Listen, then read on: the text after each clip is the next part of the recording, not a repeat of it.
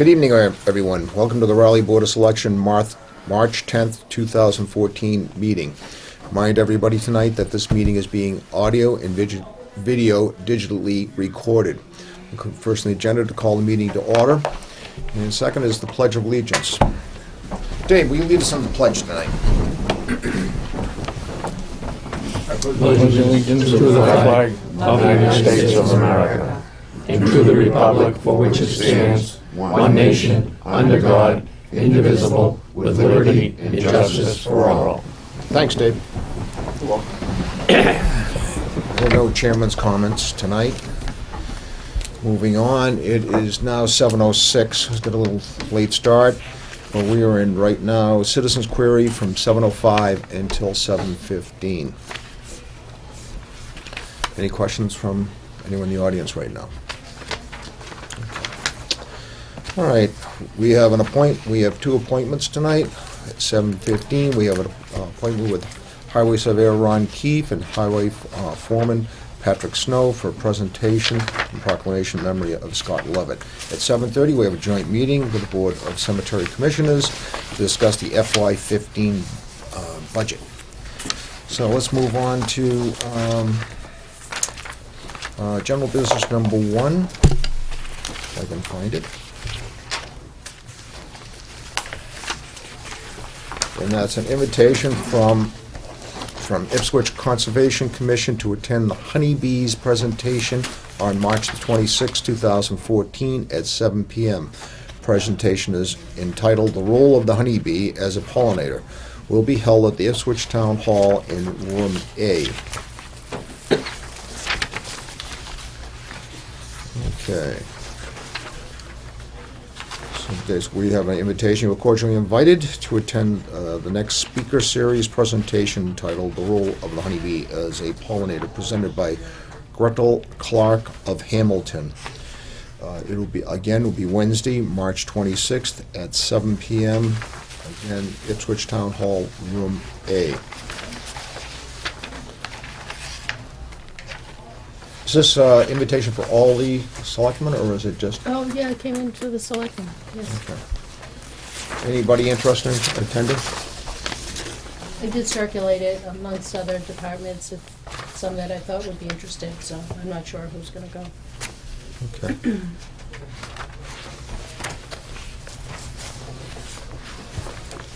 We don't need a RSVP or anything. Okay. So just if, All right. if you'd like to go. We'll come back to it, and if anybody's interested in attending, we'll put it out there for the board.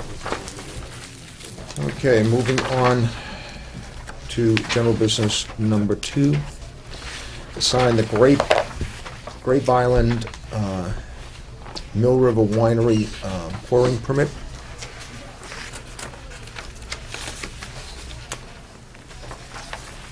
Do we need to vote on this, or do we? You need to vote to sign. Okay. There's a motion to sign that. Have a motion to sign. Do I have a second? I have a second. All those in favor? Aye.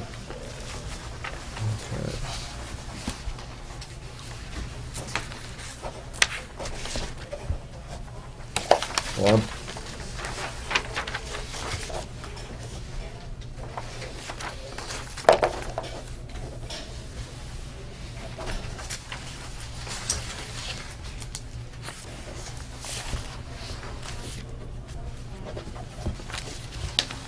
Thanks, Dave. Joe?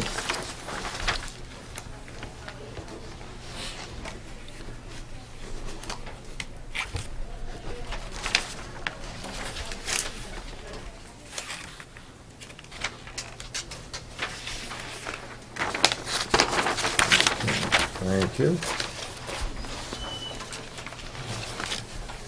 Moving on to, I think we're going to hold off on old business number 1. That's going to be a little bit of time. So, let me see. How about new business number 1? Open a special town meeting warrant.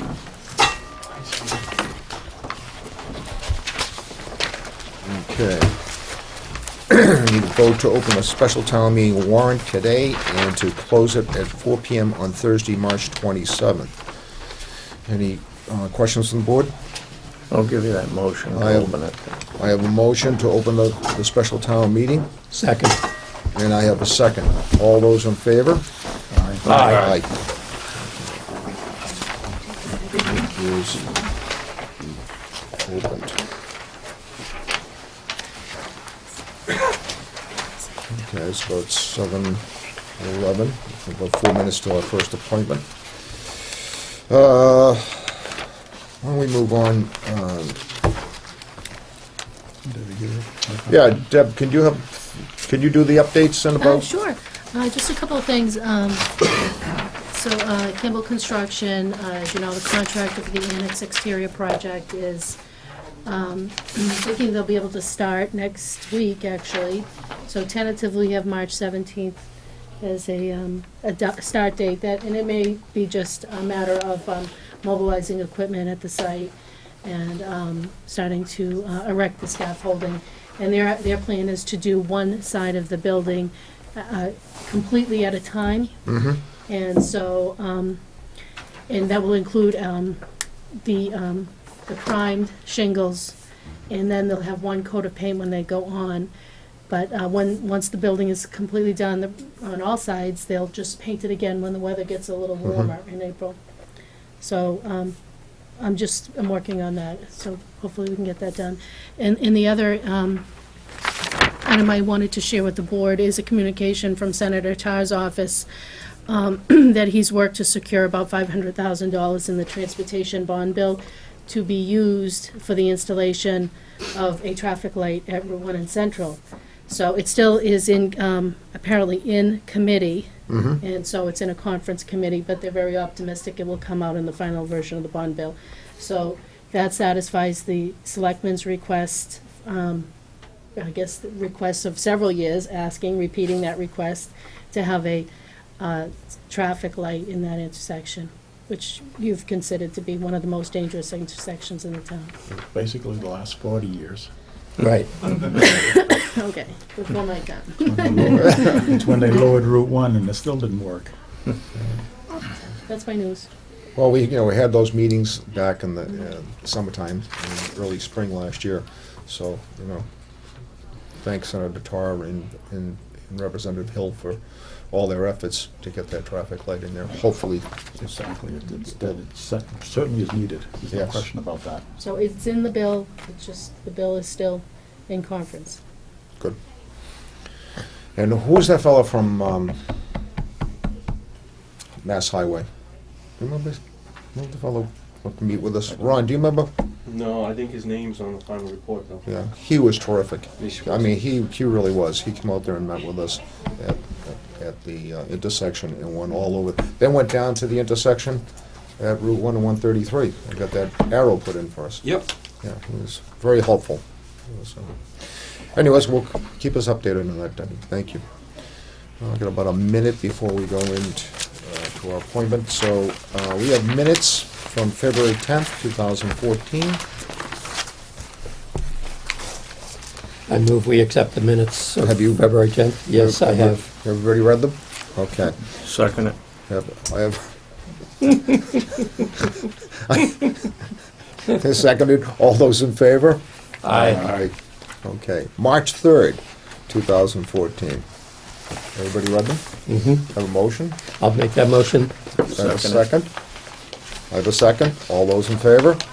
Aye. Aye. Okay. Good.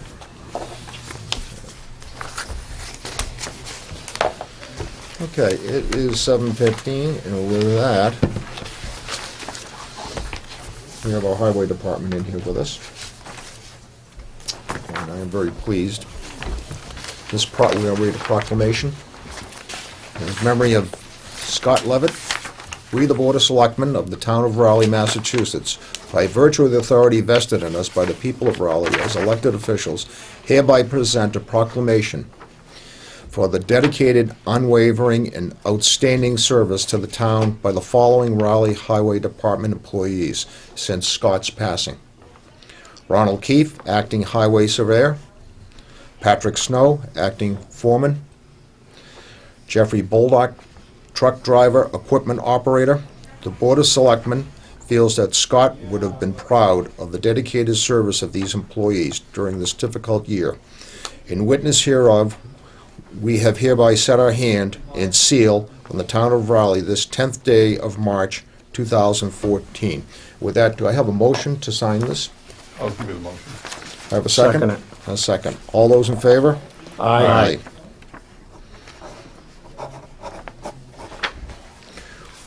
We have one for each, you gentlemen, and we have one for you to hang up at the garage.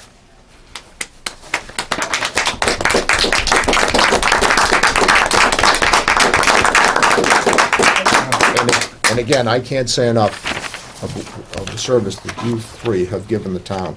You really have. You've been outstanding in a very difficult time at Scott's passing. You really stepped up to the plate, and I can't say enough about you. So, again, a good hand for all of you.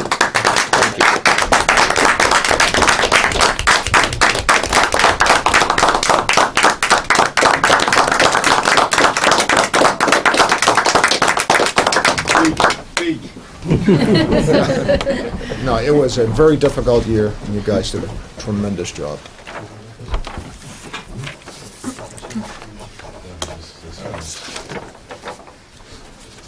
Chairman, I'd like to say thank you to you folks and to Debbie, Lorraine, and Amy, and especially to Pat and Jeff. Jeff hasn't been spoken about too much when we have meetings, but Jeff is the one who really drives the flagship of the fleet. He is in the 10-wheeler on 133, and after he gets out of the 10-wheeler, he's using the Bobcat doing sidewalks for 7 hours straight. So, but I do appreciate everything he's done, and Patrick has been a tremendous help with getting that with the transportation bill for 133, a potential $5 million. And Pat's been a real big help with the going forward with the Central Street potential $7 to $8 million project. I couldn't have done it without Pat or without Jeff and without you guys. No, you've done a great job this year. You really have. I mean, the streets look great. I mean, you've had some really difficult storms to go through. Had some tough weather, You sure did. but you guys pulled it off. Yeah. And again, Scott would be very proud, you know. I'm sure he would be. Yes. I'm sure he would be. With that, So, Mr. Chairman, we got pictures we want to take, and we want to put them Sure. in frames. We got a minute to put one in a frame for now.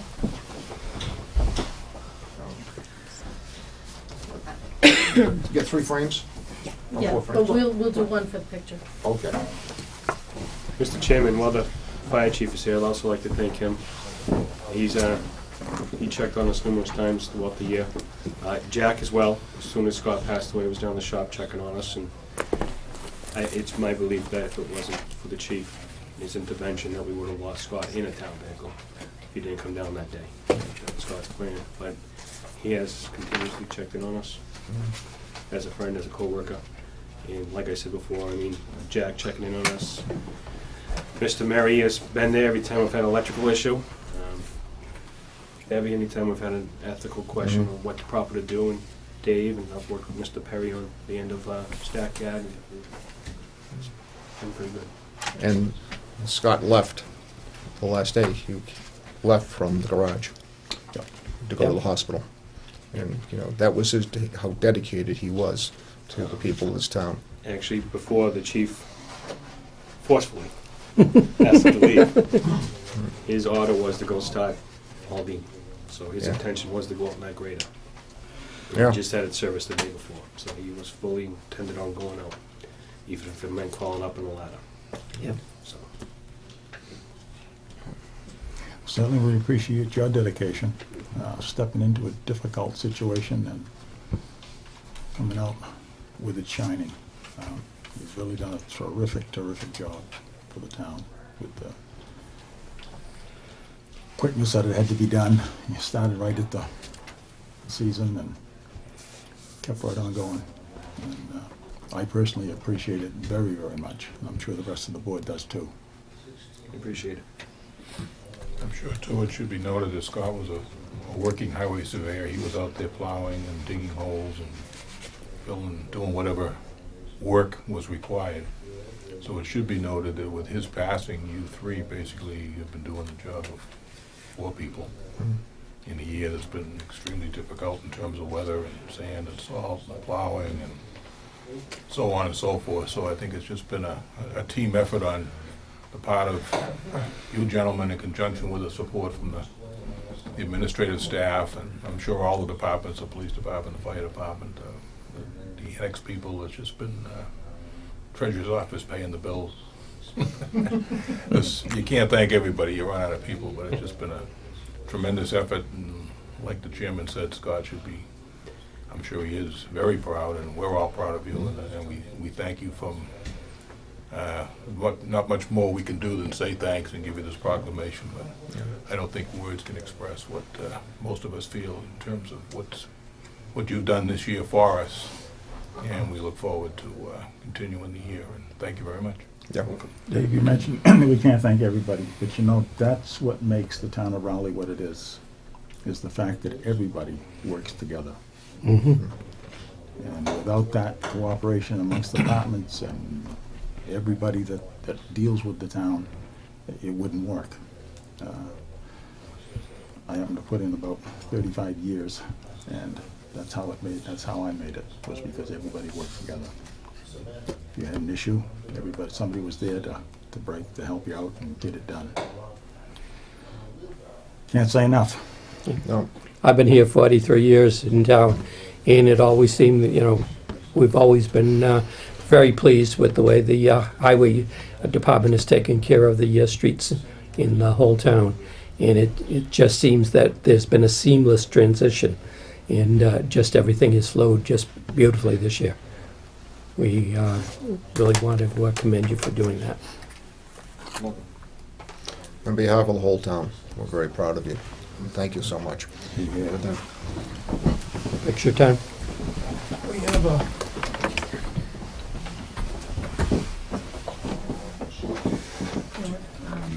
We need a camera, her phone just died. Excuse me? Her phone just died. Our phone died? Sorry. Anybody have a camera? Well, we don't have a camera. I have one. Okay, let me see, there we go.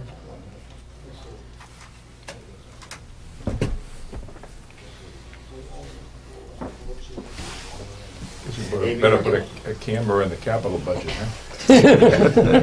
Who do you think the last picture we took off was, Let's get the gentleman up here. Why don't you guys come Meyer up? meeting? Chino Capoletti. Gentlemen. I don't know. A lot of big bodies here. I'm gonna use the wide angle. Panorama. Maybe. I feel Okay. Can't see Dave. Okay. Those are a couple. Take a couple. Keep Right a smile. All right. We got 3. Good? Yep. Okay, one more? Here we go.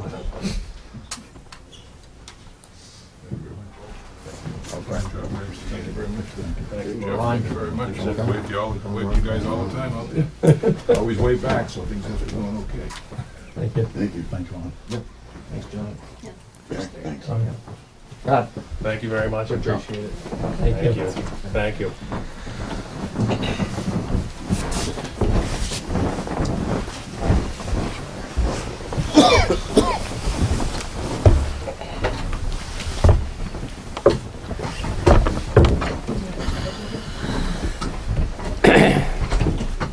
Again, we got the other 3? Oh, yeah.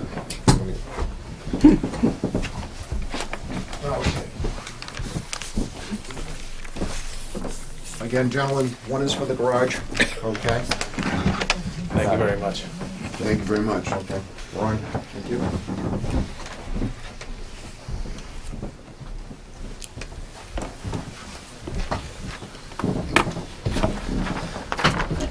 Thank you, gentlemen. Thank you very much.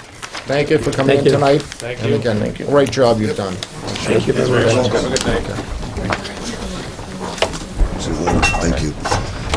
Thank you. Make the rounds again. Yeah, one more time. Thank you. Pat, thank you. Jack. Thanks, Dave. Okay.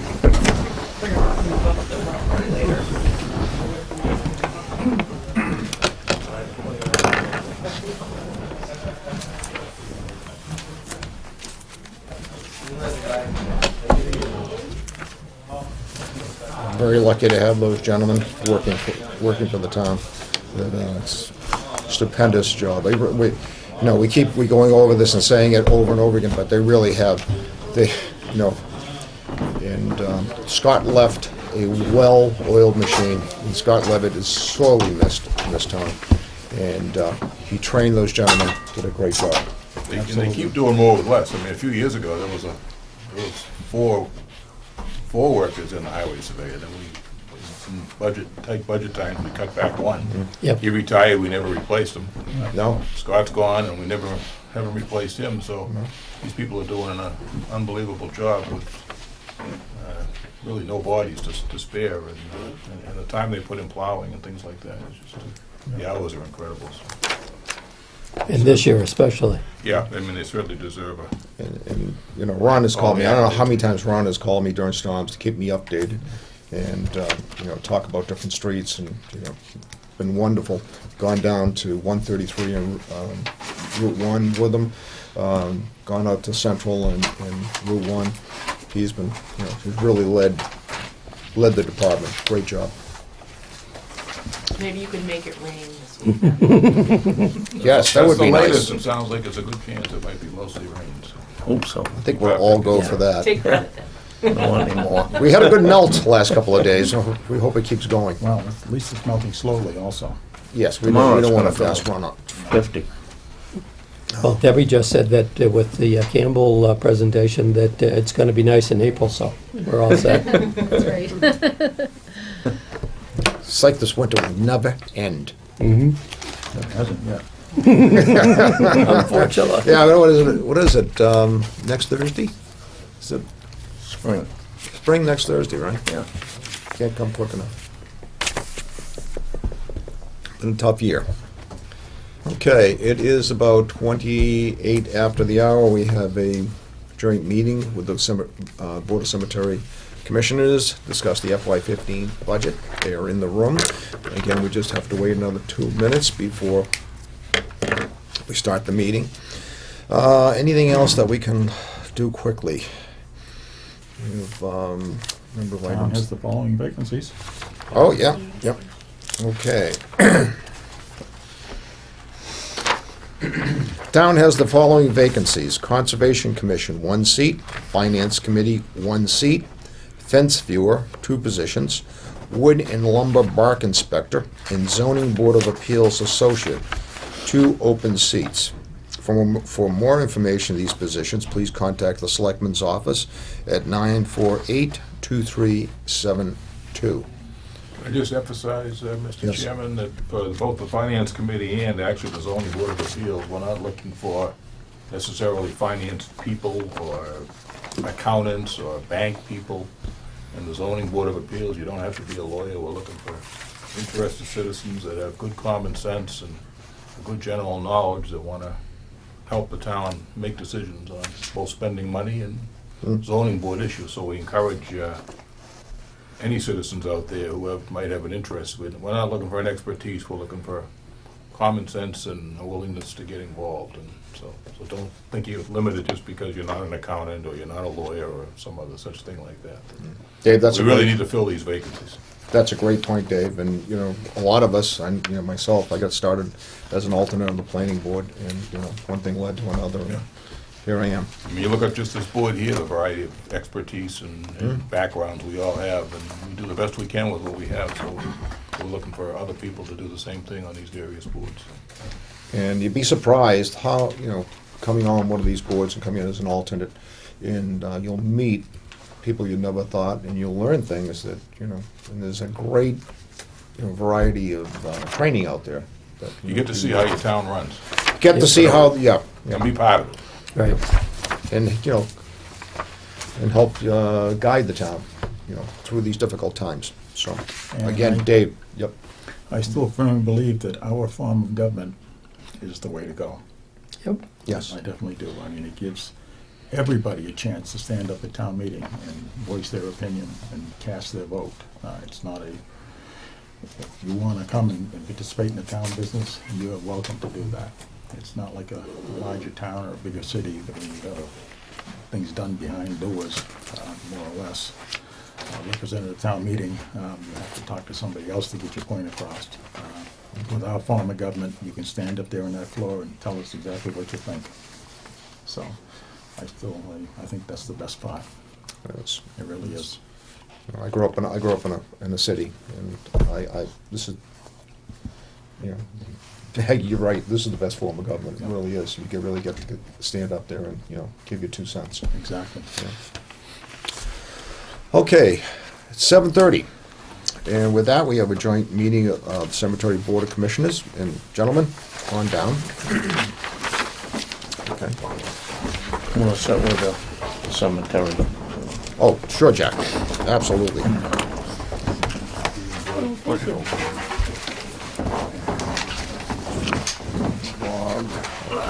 Thanks. You got one? Oh, there we go. Joe. Okay.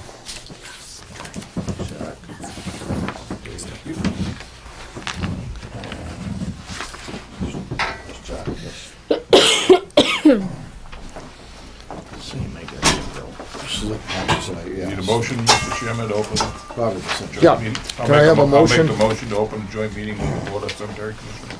I'll second that. I have a second. All those in favor of the roll call vote? Aye, Joe Perry. Aye, Robert Snow. Hi, Robert Murray. Hi, Dave Peterson. I make a motion to open a joint meeting with the Board of Selectmen, Cemetery Committee. Peter Delzo. Bill Gaynor. Okay. Jack Cook, We didn't get a second to Mr. Cook's motion.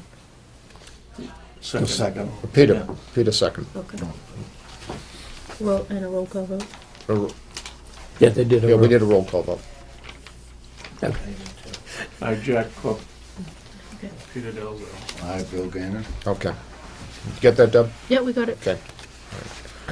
All right, with that, Bill, you're, Oh, well, it was okay with you, Jack. No, go ahead, because you sat down and The did it. first, as you see the first page, I am requesting the wage increase from 16,450 to 20,000 for fiscal year. Increases needed due to the Raleigh Cemetery being a year-round operation now. I think this budget years back was based on a 8 or 9 month budget. Now it's a 12. We're open 12 months a year. Cost of mowing the lawns, installation, foundations, whatever. As we go along, you'll see what that'll explain that. On page 2, you'll see where we've increased the openings. If you see in the top part, a regular opening in the summertime, say August, or June to August, whatever, July, is $500. It's more. It costs more to open up a grave in the wintertime. We have to go. We have to plow. We have to sound graves through frost. If there is frost, we have to have jackhammers and all that. So we raised the rate to $750 an opening for a single grave opening. We've done the same thing with cremation. A cremation, we've raised that price. The $300 is generally $200. Takes a lot longer to find the grave, to go in there and plow out and all that. We've also raised the prices on a Saturday, Sunday, and holiday opening. $50 more for an and $200 more for a regular burial. We don't get any more money for that. The town gets more money for that. But you have to, we have to have consideration. We have to open up the garage. We have to use more gas. We have to, electricity and all that. And so we felt that's the way to go, and that's what we've done. On the following page, you'll see where here's a regular burial in September. It's $500 for an opening. That's the regular price. Disregard the footings and all that, it's just a paper that I copied. On the following page, now there's a winter burial. Now we're charging $750 for an opening in the winter time. And also you might notice on the third line, there's an overtime burial charge. That's for a cremation. It's $350 versus $200 during the regular. Like I try to point out, the employees don't get any more out of it. It comes into the town, you know. Let's see what we got here. The following page. What we're looking for is I want to increase our pay wages from $1,650 to $2,000. The reason $20,000. I'm sorry. The reason being is this is section H, and if you could just take this in consideration, this is only 40 feet. It's 2.5 acres, perhaps. Yeah, It's about 2.5 to 3 acres. yeah, it's close to That we three. maintain. We have to mow. We have to keep it upright. If somebody wants to come in and purchase a lot, we want to make it look nice. So we have to, which costs time, and it costs gasoline. It costs just to do the job. That probably takes about another 3 or 4 hours just to mow that area. The next page is what we've also done. Is we started the cremation only section. Believe it or not, in the cemetery, I should say the death care industry, which Yes. is actually what it is, 40% of the funerals now are cremations. So we decided to make a cremation only section. And you can have a cremation only, and you can put 4 cremations each slot. But that's also probably an acre. So it takes, with the maintain, which you also have to put in foundations, erect stones and all that. And the last page is the one that's probably more important than anybody. Is that, as you can see, our wages are $16,450. We'd like to increase that to $2,000. 20,000. Thank you, Jack. $20,000. You know, due to the cost of the cemetery is larger. We have to mow, we have to trim more, we have to put in more foundations. We have to make it more presentable to people who want to come in and purchase a lot. You just can't have a 20 or 40 by area and then have a field, the grass is as high, 3 feet high. You know, the old wage, I believe, is based on a 9-month thing. We're now 12 months. Also, when you in the wintertime, you have to go in, you have to have it plowed. You have to plow into a section to get to the grave. You have to sand the area so no one falls. And perhaps it might snow again, so we have to have someone to come in and plow again and sand again. And make it presentable for the people that are coming in to pay their respects. How many burials do you have in the wintertime? In the wintertime? Well, you've just started this, right? No, we did them last year. Oh, did you? Okay. It I varies. Okay. As time goes on, the people are passing on. It used to probably not a lot, but now with the Vietnam generation coming on, people are dying. Right now, we started this section, 2 years ago, in Section H, and we've already sold 15 or 20 graves. We've had probably 10 burials in that section. So, it And seems... the other, just not interrupt, Bill, but the thing it is, we've done out there, we were selling 5 grave lots. Right. And believe me, the space that we need and to provide for the people in town now. We have a lot of people, just 2 people in that lot. It's never gonna be used again, a lot of them. You know, I can name 50 of them out there. There's only 2 people in it. Some bought 10. There's gonna be 3 or 4 in it. Right. This way, we set up a new one when Bill got on the board. He had good ideas. We went along with it. We set up one. You buy, if it's a husband, wife, they got a couple of kids, they buy 4. If it's gonna be cremation, Right. they buy one big one. You could put a regular burial bottom and cremation on top. We're trying to conserve too, because I mean, you know, we got a few years down there. But where we going next? We get down and back. It's gonna cost a lot of money. We have upped the price, and I've been out there 37 years. And believe me, right now, we're getting $16,450. I think when I started out there, we were getting 12. 37 years, we gone up $4,000 in wages. 15 years ago, Peter, correct me if I'm wrong, our expense account was $3,000. We went to the finance committee, things were tough, Jack was there, we listened, they helped us out. They decreased it, $500. I mean, think about what we got out there. I mean, I'm a tight wad out there. I mean, this budget should, you know, everyone that comes in, other towns, Ipswich superintendent over there, what's that pay for? Summer help? You know, I mean, we're doing the job right now. We bring in, you know, this isn't a great big increase of 20,000. Half of that comes back to the town.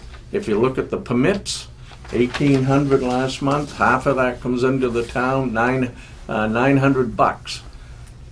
You know, we're not asking for a lot to go to 20, believe me. How many people are we burying out there a year on average? We're probably getting, our big year, we had 59, and that was back in, I could tell you if I had the book. Okay. I started the book when I got in 1976. We got a great book. I could tell you every burial for the year. But we were only getting $50, and then we went up to 100, which is nothing. Now what happened was, to generate money, we have the revolving account. As you know, 2 years ago, we were getting $5,000 out of, that was it. And then we figured, hey, we gotta get a little extra money. It's not hitting the taxpayer, and we take 10,000 a year out of it. And I would say right now, we're gonna be 20,000 a year. We're gonna take 10. Really, to operate this department is about $13,000 a year. And I'm on a low figure, if you wanna figure the numbers, what we take in. Burials, we get 500, 750 during the winter. We're not, you know, we're a running department, and like Bill said, we keep it up. We have 1 part-time, should have 2 out there, which we don't. Maybe this money, if we get it, would help us trimming. When I started, got in, we were probably 150 feet up over the building is. We filled that section, and we filled what they call Section G. That's all filled up, and now we're working a new section, H. And we, since I've been in there, we haven't gone, think about it, 37 years, $5,000? I know. Huh? No. Look at, go back, look at your town reports, look at, and I can give you every year burial. You know, the book, Bill, we got in there. Now, to open a grave is how much now? In the summertime, $500. $500. 500. $750 Now, what now. what compared to the other towns around us? Ipswich is 1,000. 1,000. Well, Yeah. we get out The of town, solid Bill. grave, a solid grave, a single grave, we charge $250. In Ipswich, it's $700 For one. for one, a single grave. Yeah. Plus, they have added costs, dressing a grave. We don't do anything like that. We're trying to cut costs by not getting involved in that installation of vaults or putting greens out and all that stuff. We've cut the cost, we don't have to do that. But your expenses are, I've checked out all the surrounding towns, Haverhill, Georgetown, Ipswich, and the larger cities. We are so low,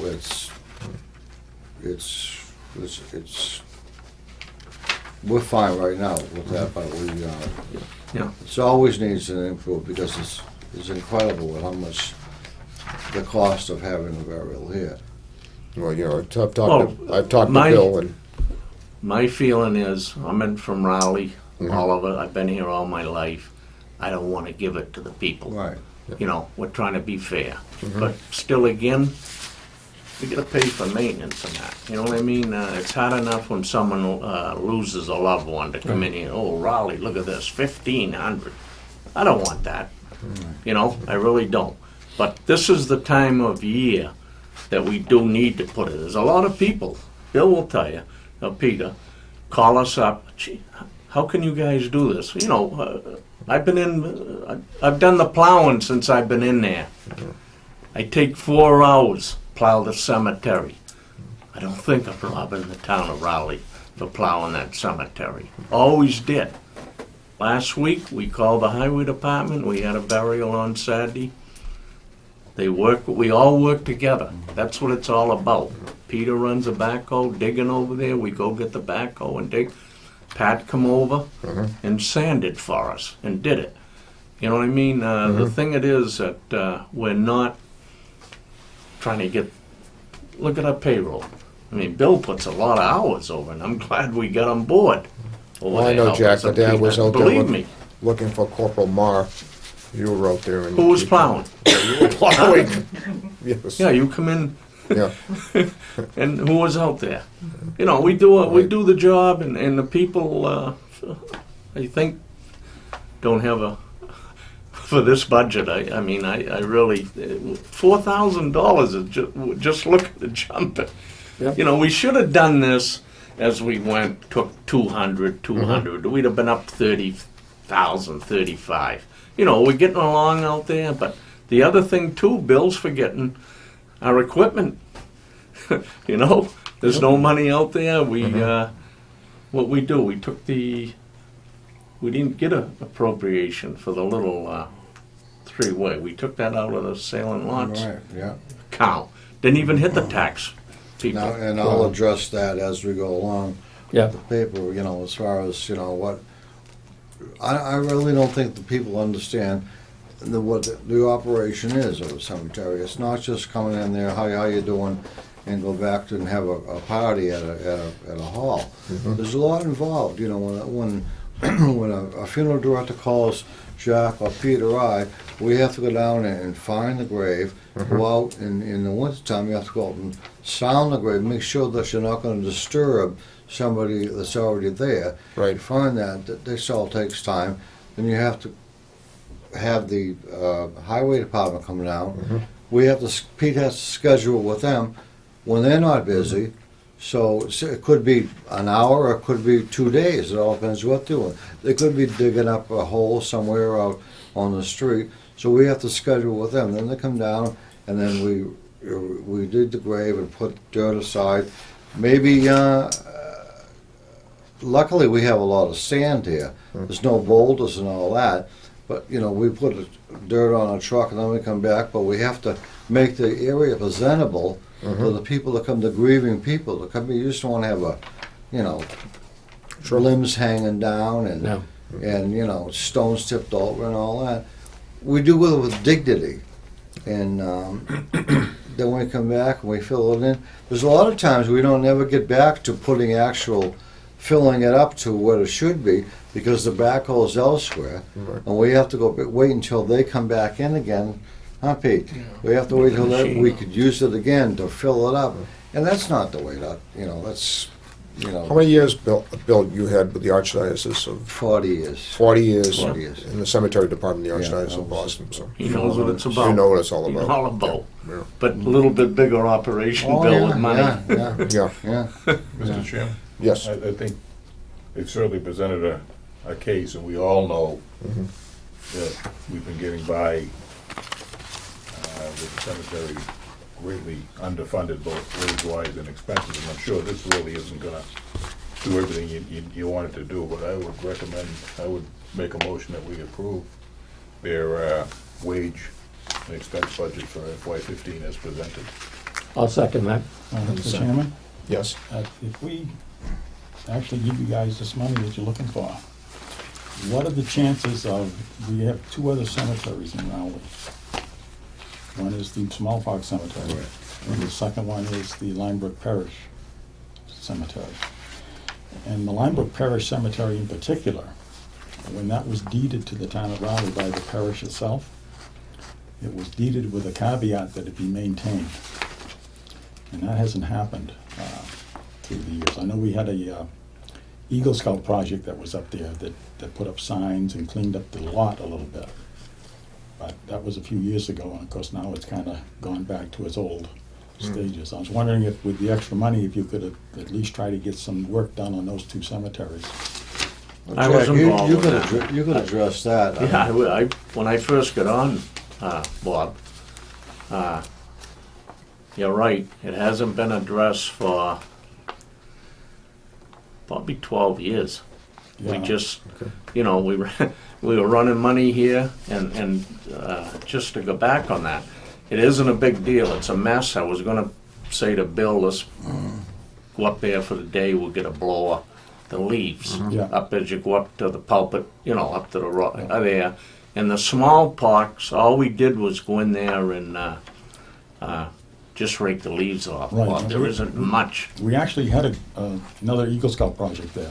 And Yeah. I worked with Right. it. I was actually the sponsor for that particular Eagle Scout, and we cleaned it up very well. As a matter of fact, I came to you and asked you for some stone. And Yeah. we took off one of the old walls out back there. Right.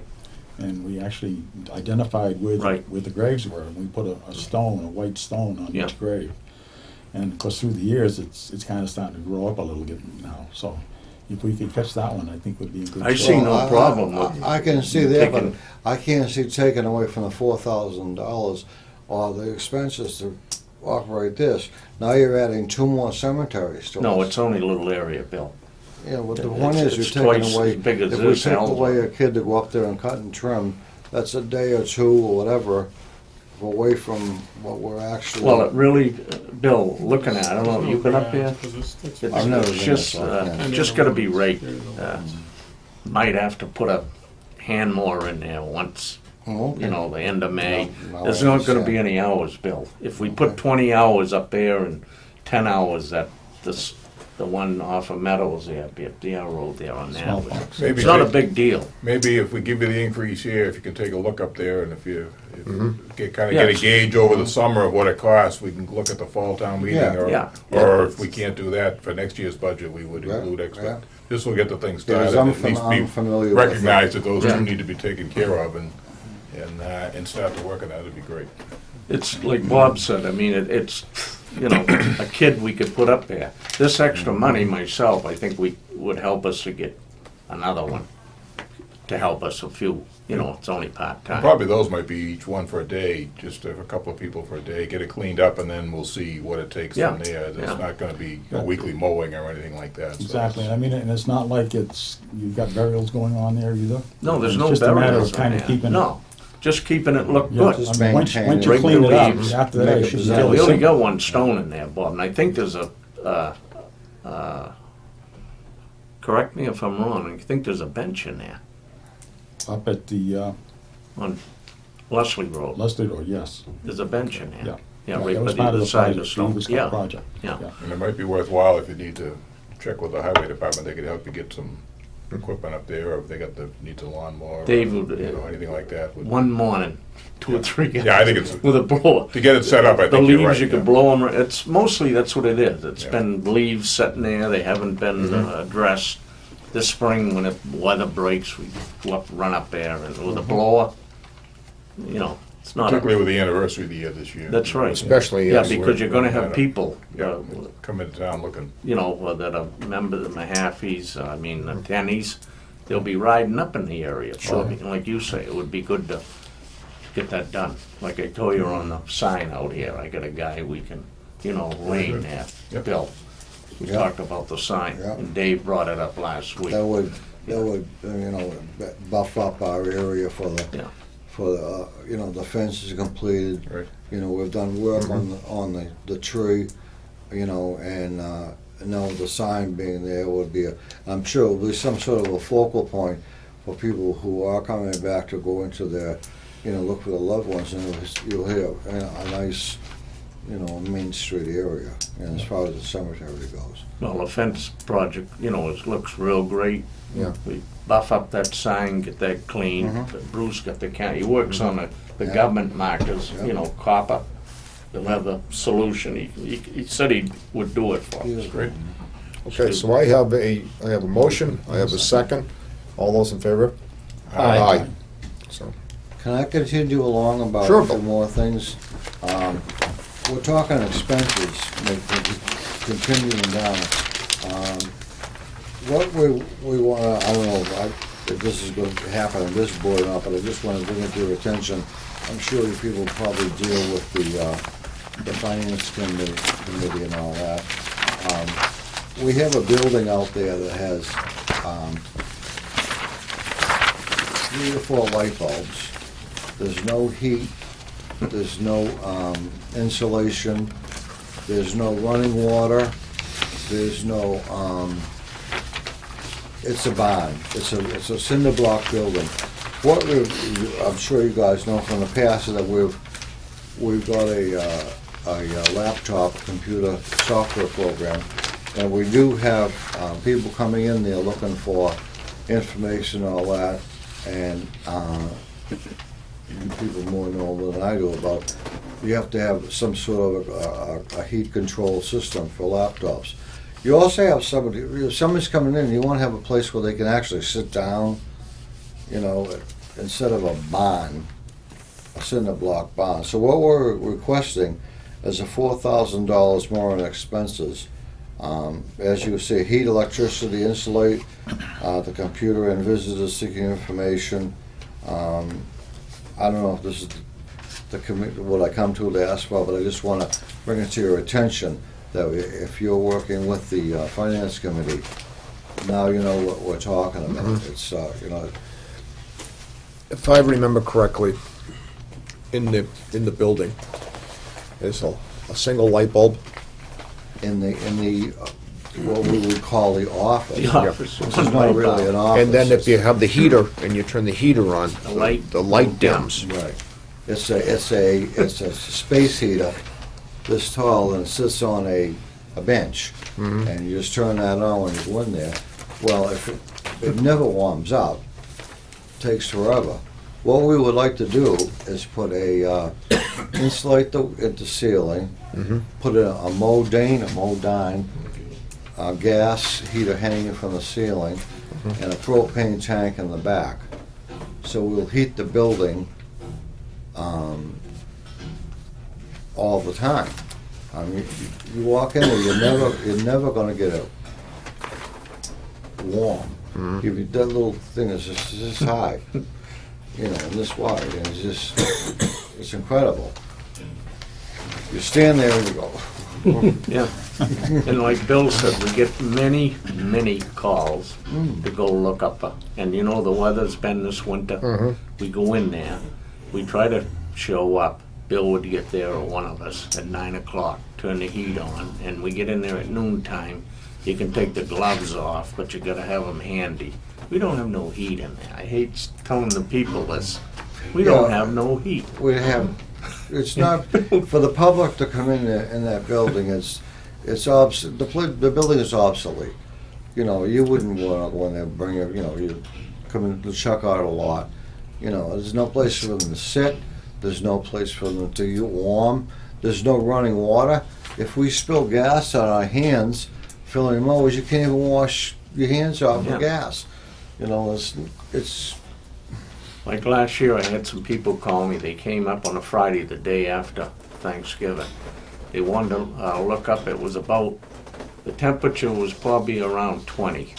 And they come in and they says, "Oh, you haven't got the heat on yet." And I says, "Well, there it is right there. I haven't plugged it in yet." And the lady said that she was from California. You don't, and it gets colder here. I said, yes, it does, ma'am. I said, but we get by. Because the files are all in there. All our files are in there. Right now, we got Mrs. Flood sitting down with a very, very knowledgeable bill. Well, we on the can't book. put her in there. We got her over You to the know, we have in the library. library, or she card does it system, on everything on the her computer. dining room table. Can't put her over there. Thank The poor goodness woman for will her that freeze. she wants to do that. You can't put her, even in the summertime, you couldn't put, there's no electricity, there's a light bulb hanging down. You know, and in the heat of the summer, it's sweltering. Yeah. In the summer, we sweat in there, but I'm not worried about the summer. We can get by. It's the winter. I had 3 quarts going in there, heaters. I didn't know if the place was going to catch a fire. I checked on it, and I drive in. Oh, there's no smoke. We're all right. And the quartz heaters. Electric light bills. What is it? $6 a month. We're not complaining about that. Paying that. Just a light bulb. But you put on all them heaters, and here's the light, the one bulb. You don't know what's going to pop or what it's going to do. I mean, Mr. Chairman, just for your info, Bill was in before the Capital Needs Committee met the other day, Bob and myself and Debbie, et cetera, and he made a presentation to us, and this is probably gonna be included in the capital needs budget, but we've got all kinds of requests from various departments for capital sure. expenditures, so we've added this to the list, and it's obviously a high priority, and we haven't finalized those numbers yet, but we're just trying to, we're also in, different in the finance committee. We're requesting some sort of a tractor or a front, something to haul dirt. You can't wheelbarrow cement or dirt for 4 acres. Wheelbarrow, those days are over. You have to have something to carry sand and cement. I mean, what I have broken down now, if you're going to build a foundation for a monument, it takes 5 wheelbarrows full of cement and 1 wheel full of sand. You have to mix it all up and add water. If you have to take your wheelbarrow and go from the sand pile to the grave, then go, it could be a quarter of a mile. yeah, no, sometimes. Those days are back. over. Yeah. That's 1940 stuff. We need something to be able to use a tractor so we can move, from point A to point B. I'm not sure what the prices are. I have a prices of, what do we say, $38,000. But I mean, it's this. That's a dump truck, a Bobcat loader, and No, that was just one thing. No, that's one thing. All Right. accommodation. I think like, Tractor or bobcat. yeah. Well, like Dave's saying, I mean, we got to take a little at a time. Too. Well, that's a hefty item. Yeah. It's a heavy item, but I We talked about really, something smaller the I other really day, would- and I don't know what, where that discussion, Dave, I really would like to have you guys or the finance committee give us a real good look at that heater. I mean, to work in there.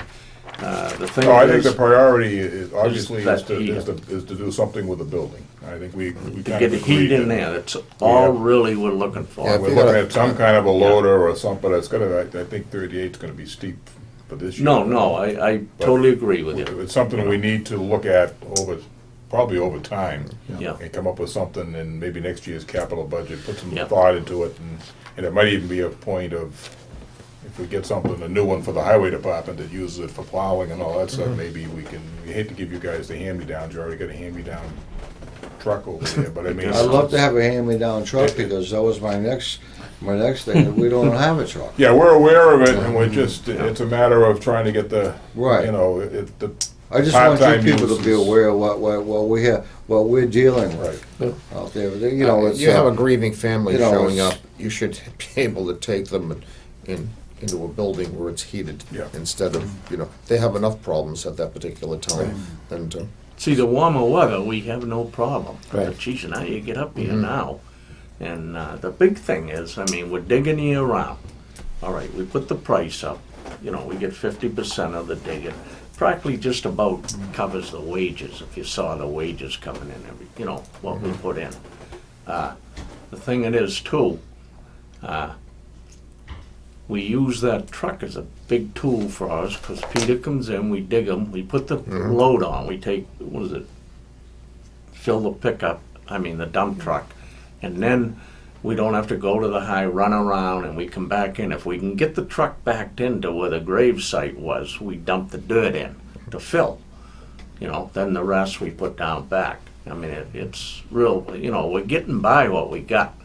But Ron had told us, told you, Bill, a couple of weeks ago, that you bring the truck down, I'll help, we have to get out, we have to get hydraulic, put that in, a couple of quats every time we put it up, at It's a least. 1978 Bob Pilley truck bought it. that's been The truck. passed down through generations and generations. There's no floorboards. His foot Yeah. goes through the If you floor. ride it, you can Oh, see wow. going right through. Half the time, the doesn't go up, the back doesn't go up. So it's constant. It should Leaking be fluid, junked. like I just told you. What do we put, Bill? A couple of quarts in every Yeah. third Yeah, time. put a gallon. A gallon. Well, yeah. Well, these are the things we are looking at in the capital Yeah. budget, and Right. this is the first time that I think we've looked at comprehensively throughout the town. And obviously, once again, you guys are getting by with wheelbarrows and shovels.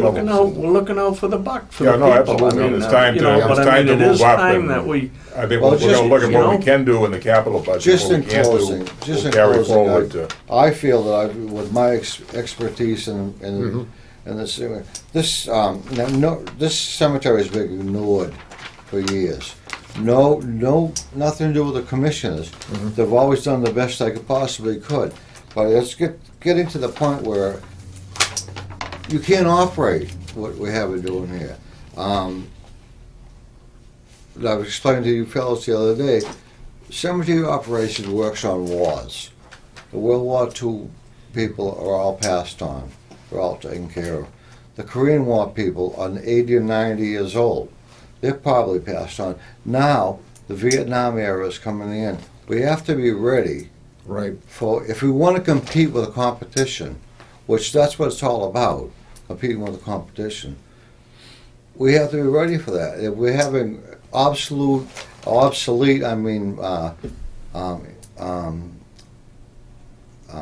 buildings to go, people to come in and check out their lots, or equipment, or places that aren't, don't look nice to the public, they're going to walk away. That's, Yeah. if you want to stay with the times, and I know that nobody wants to, everyone thinks about the school committee or whatever. The people in the cemetery has always been, we'll worry about later.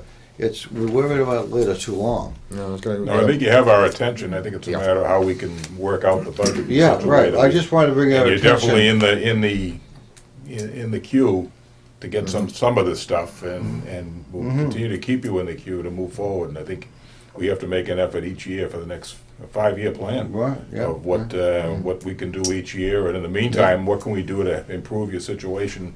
Maybe with some help from some other departments or something.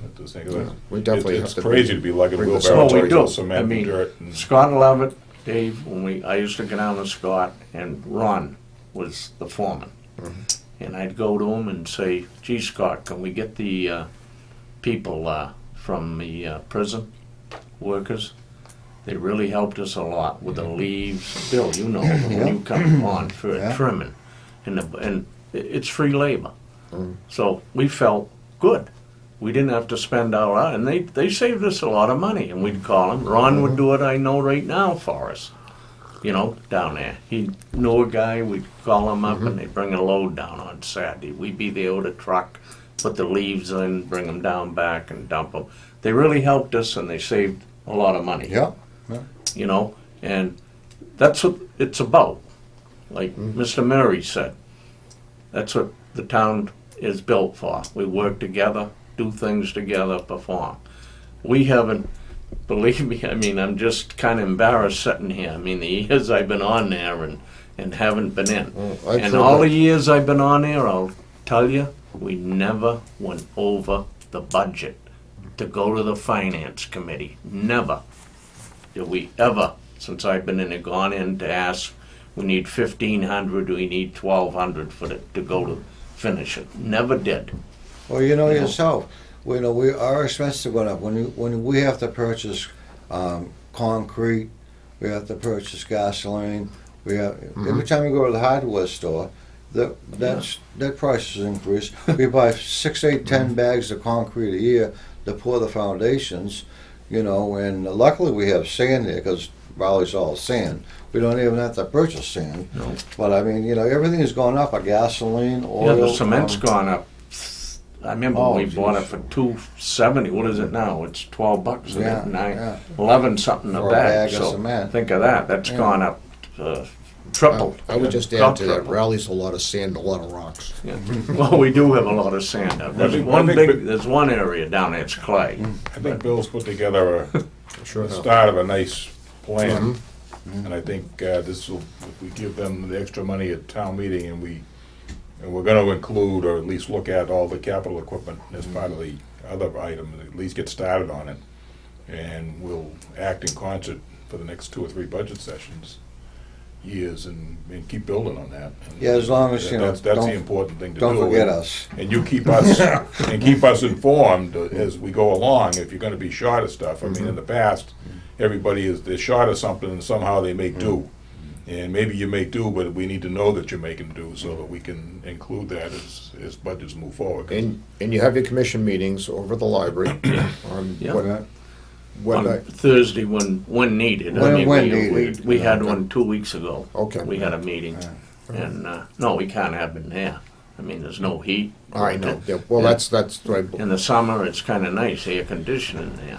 Well, I remember, I've heard of the meetings in the shed with the one light bulb and the heater, Yeah. and Well, turn the yeah. heater on, and, Well, we Can't kinda- see because we did the kind of light- upgrade and go to our new nice library. And in closing, Dave, just to remark, the other thing that we last year we went to town meeting and we got $20,000 to expand where we're talking about. We got to continue our road down there.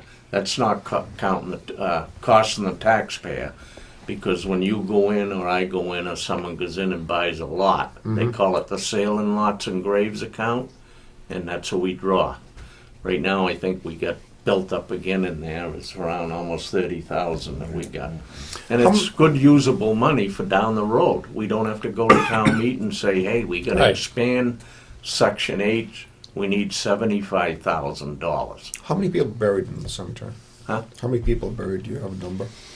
You know, I did have a count, and I, when Just we were going curious. down, we had the kids one time, we were just going down one section, count them. Oh, there's I would say there's probably 10,000. 1,500 lots. And multiply that by how many people are in each 1,500 lot. bills more than that. No, the lots are just, then how many people are in each lot. It's about 10. Yeah. 10,000. Could be. Yeah. No, there's Sure is. 10,000 in there anyway. Just gotta keep room for those that are still coming, like us. That's right. Not just yet, though. Yeah, All right, thanks for coming in tonight. well, Bill, we thank you for your appreciate them on the presentation. board. Jack, I'm sitting with yeah. the cemetery. Peter, thank you. And just, And again, the fence looks great out in front of the cemetery. we'll have it. We're just trying to keep you aware of what the operation is. It's, Right. we've been operating on a shoestring for years and years and years, and now it's caught up with us. Yep. I mean, we're running an equipment, 1978 truck that you wouldn't even, you can see your feet. The You back don't need- doesn't. You don't need go air up. conditioning, the air's coming You right. know. I remember when Feet Scott cold. says to me, "Hey, Cookie, what? See if you drive it over. It's yours." When we get the truck. Yeah. The day Scotty says, "Hey, it's done its piece." Bob's boy drove it a lot. Bob Pilley had it. The tree truck used to be the old tree truck. Charlie used to drive it. Yeah, you're right. So you're familiar with what. Sounds like the No, truck. Bob was a commissioner. He Yeah. knows what we went through. Sounds like the truck Remember the needs to hand rest in digging, Bob? peace, huh? That's all we ever did. Huh? That's all we ever did was Yeah. hand dig. 20 wheelbarrows. Dug a grave. Guys, thanks for coming in tonight. We appreciate you. it. Give us a lot of background, a lot of information. So, I'll make a motion that we adjourn the joint meeting with the cemetery. I have a motion. I'll second. I have a second. All those in favor with a roll call vote. Aye, Joe Perry. Aye, Robert Snow. I, Robert Mary. Hi, Dave Peterson. I, Bill Gaynor. No, I gotta make a motion, the cemetery, right, Deb? You can, or you You can can, just you carry can. it forward, All right, because you're already in a Jack, joint fuck. meeting. Okay. Peter? Bit- Yeah, I did. Oh, okay. All right. you. Jen, Thank you. thanks for coming in tonight. Thanks for your Nice job. attention. Thank you very much for all you do. Thank you for your attention. Bill, Thank you very much. Thank you. All right. Thanks, Peter. Jack, I'll talk to you. Peter, thank you. See you tomorrow, Bill. Peter? Thank you See very you, much. Pete. Yep. Jack, you have to sit here. You're a good guy. We're not gonna let you go. I'm back. You're back. I can't go. I'm using your desk here. Nice try, Jackie. Your best. Thank you for your company. Come on, how are you doing? See you later. See you, Bill. Thanks again, guys. See you later, guys. All right.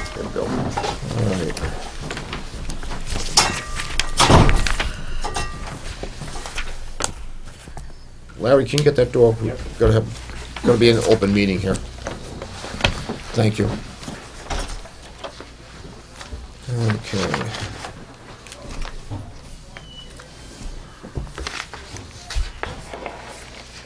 Okay, moving on, go on to old business and discuss the FY15 tentative Triton budget, March 5th, 2014. Triton Budget Communications Committee meeting and the Tri-Town Board meeting will be scheduled for March the 11th, tomorrow night, and will be up in Newbury. Myself, Selectman Perry, will read a letter that was presented at the Tri-Town meeting. You want to read it, Joe? Sure. You read it the other night.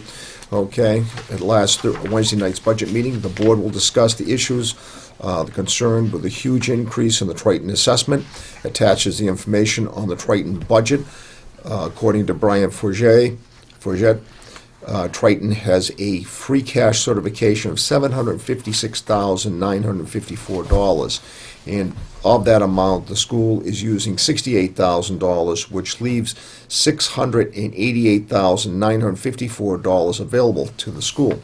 Additional school enrollment has decreased by 525 students since FY09. So, Joe, I'm going to turn this over to you to just read that letter that you read last week. Thank you, Mr. Chairman. We did go to the meeting, the open meeting at the Triton Regional School Library, and I did, at the open meeting, present the following letter. Dear Chairperson Choate, this letter is a formal request from the Raleigh Board of Selectmen to the Triton Regional School District School Committee to lower the town of Raleigh's proposed fiscal 2015 assessment increase from $498,162 to $300,000. This amount is 50% of the town's new tax revenue for fiscal 2015 and reflects a 3.78% assessment increase. The Triton Regional School District budget is increasing at unsustainable levels. The town of Raleigh has always been a staunch supporter of public education. The town contributes well above the required minimum contribution level to the Triton Regional School District. Under the budget scenario presented to us, the town will be paying $1,800,959 over the required minimum contribution. There has been minimal outreach by the school committee to the town during this season's budget process. Raleigh officials have participated to the extent possible in any opportunities to work with the school committee, district communications committee in establishing fair and equitable assessment increases. With no district communication committee meetings this budget season, Raleigh officials were not given an opportunity to have frank and open discussions on the school budget and the town's budget. We would have welcomed such an opportunity. In closing, the Raleigh Board of Selectmen respectfully asks you to consider reducing the proposed assessment increase to $300,000.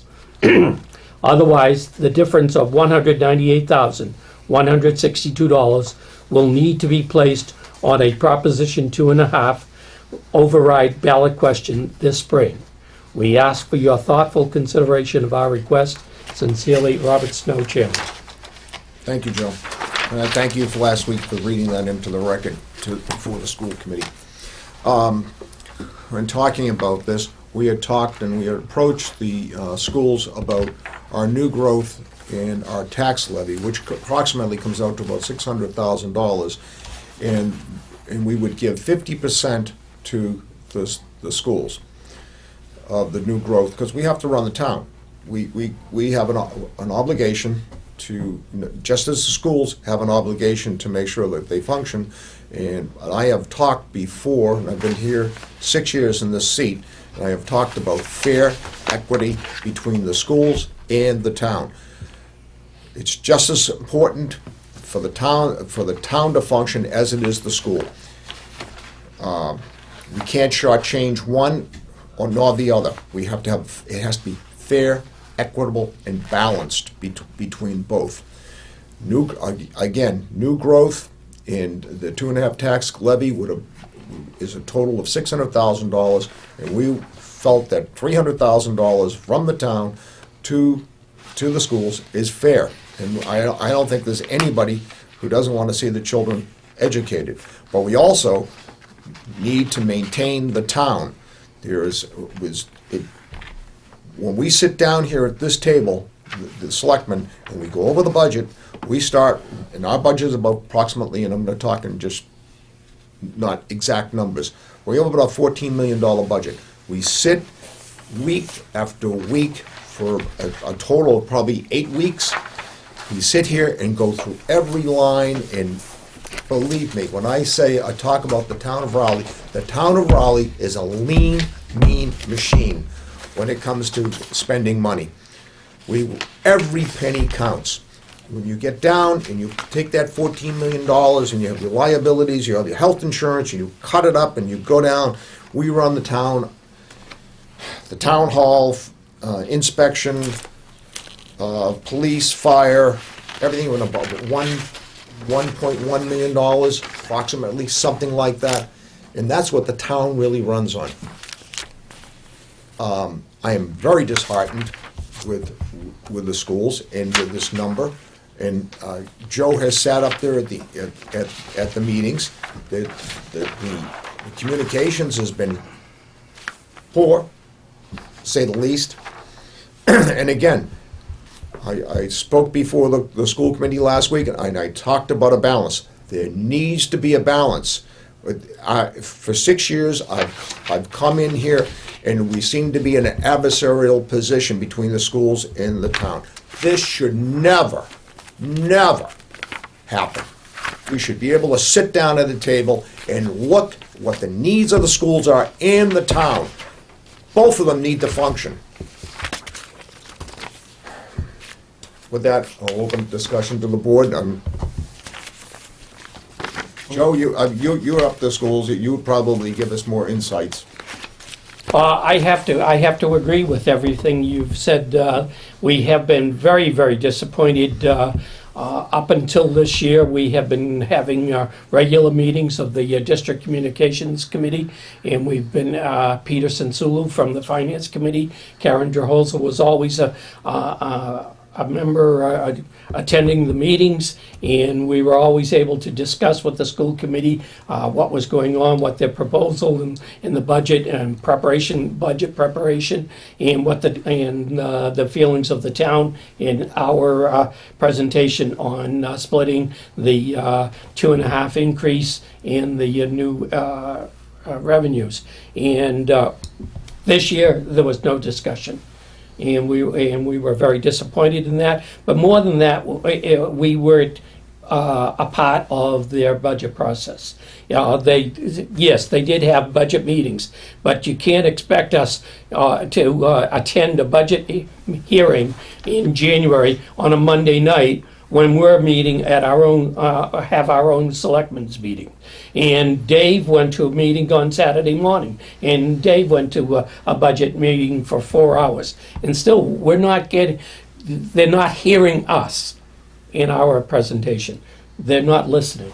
Well, I think what's disappointing here is I went to the meeting that Joe couldn't go to on a Saturday morning. I sat there for a 4-hour school budget meeting, and they went through every line item in the budget.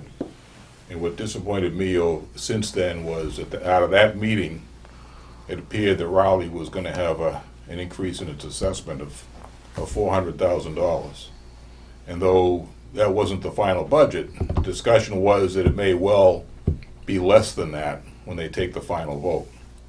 A couple of weeks later, Joe came in with an updated budget version, which indicated that Rowley's assessment didn't go down. It went from about $400,000 increase to a $440,000 increase. Correct. Subsequent to that, the budget that was presented at the meeting we went to last week, it went from it's gone from 400 to 440 to 498,000, say $500,000. So not only has it not gone down, it's progressively increased. And I think it's important to note that, you talk about the 50-50 split between the school and the town. Well, at this point, the schools, of our $600,000 increase that we have available to us to spend, $500,000 is going to Triton. And I believe we were told that Whittier assessment increasing, I think, $38,000, if I'm correct. So that means that and I don't know what Essex Aggie's costing us, because that comes off the cherry sheet, but basically almost all of our available cash to run the town or handle increases in the town, and we sat here tonight and listened to what the cemetery's trying to do, and many other departments are in that same boat. So we're here trying to run a lot of different departments, and our $600,000, we're down to about maybe $60,000 to fund all the other increases we have. Between the schools, they're taking $540,000. I mean, it just, with no discussion, and I did not get the impression the other night when the three of us spoke, Bob spoke, Joe spoke, and I spoke, and I didn't get the impression from the looks on the faces of the school committee that they understood or listened to anything we had to say. They had their minds made up, and because we were not able to be part of the budget discussion as it was developed and to present our point of views along the way, which was always done through the communications committee, they had their budget minds were made up, and I mean, I guess they came out after we left. They had an executive session for contract negotiations. And I don't know how they're working with the contracts, but they come out of that session and kind of just ratified the budget for us for a $500,000 increase. Now, one of the things I mentioned that was important was that, I don't know how they're doing with their contract in terms of what kind of a cost of living raise they give them, but we voted to give our town employees a 1% cost of living raise. We did set up a new personnel pay plan, which authorizes a step system with 1.25%. So our employees are getting, basically all the employees in the unions are getting a 2.25% pay hike for total. That's the total pay hike.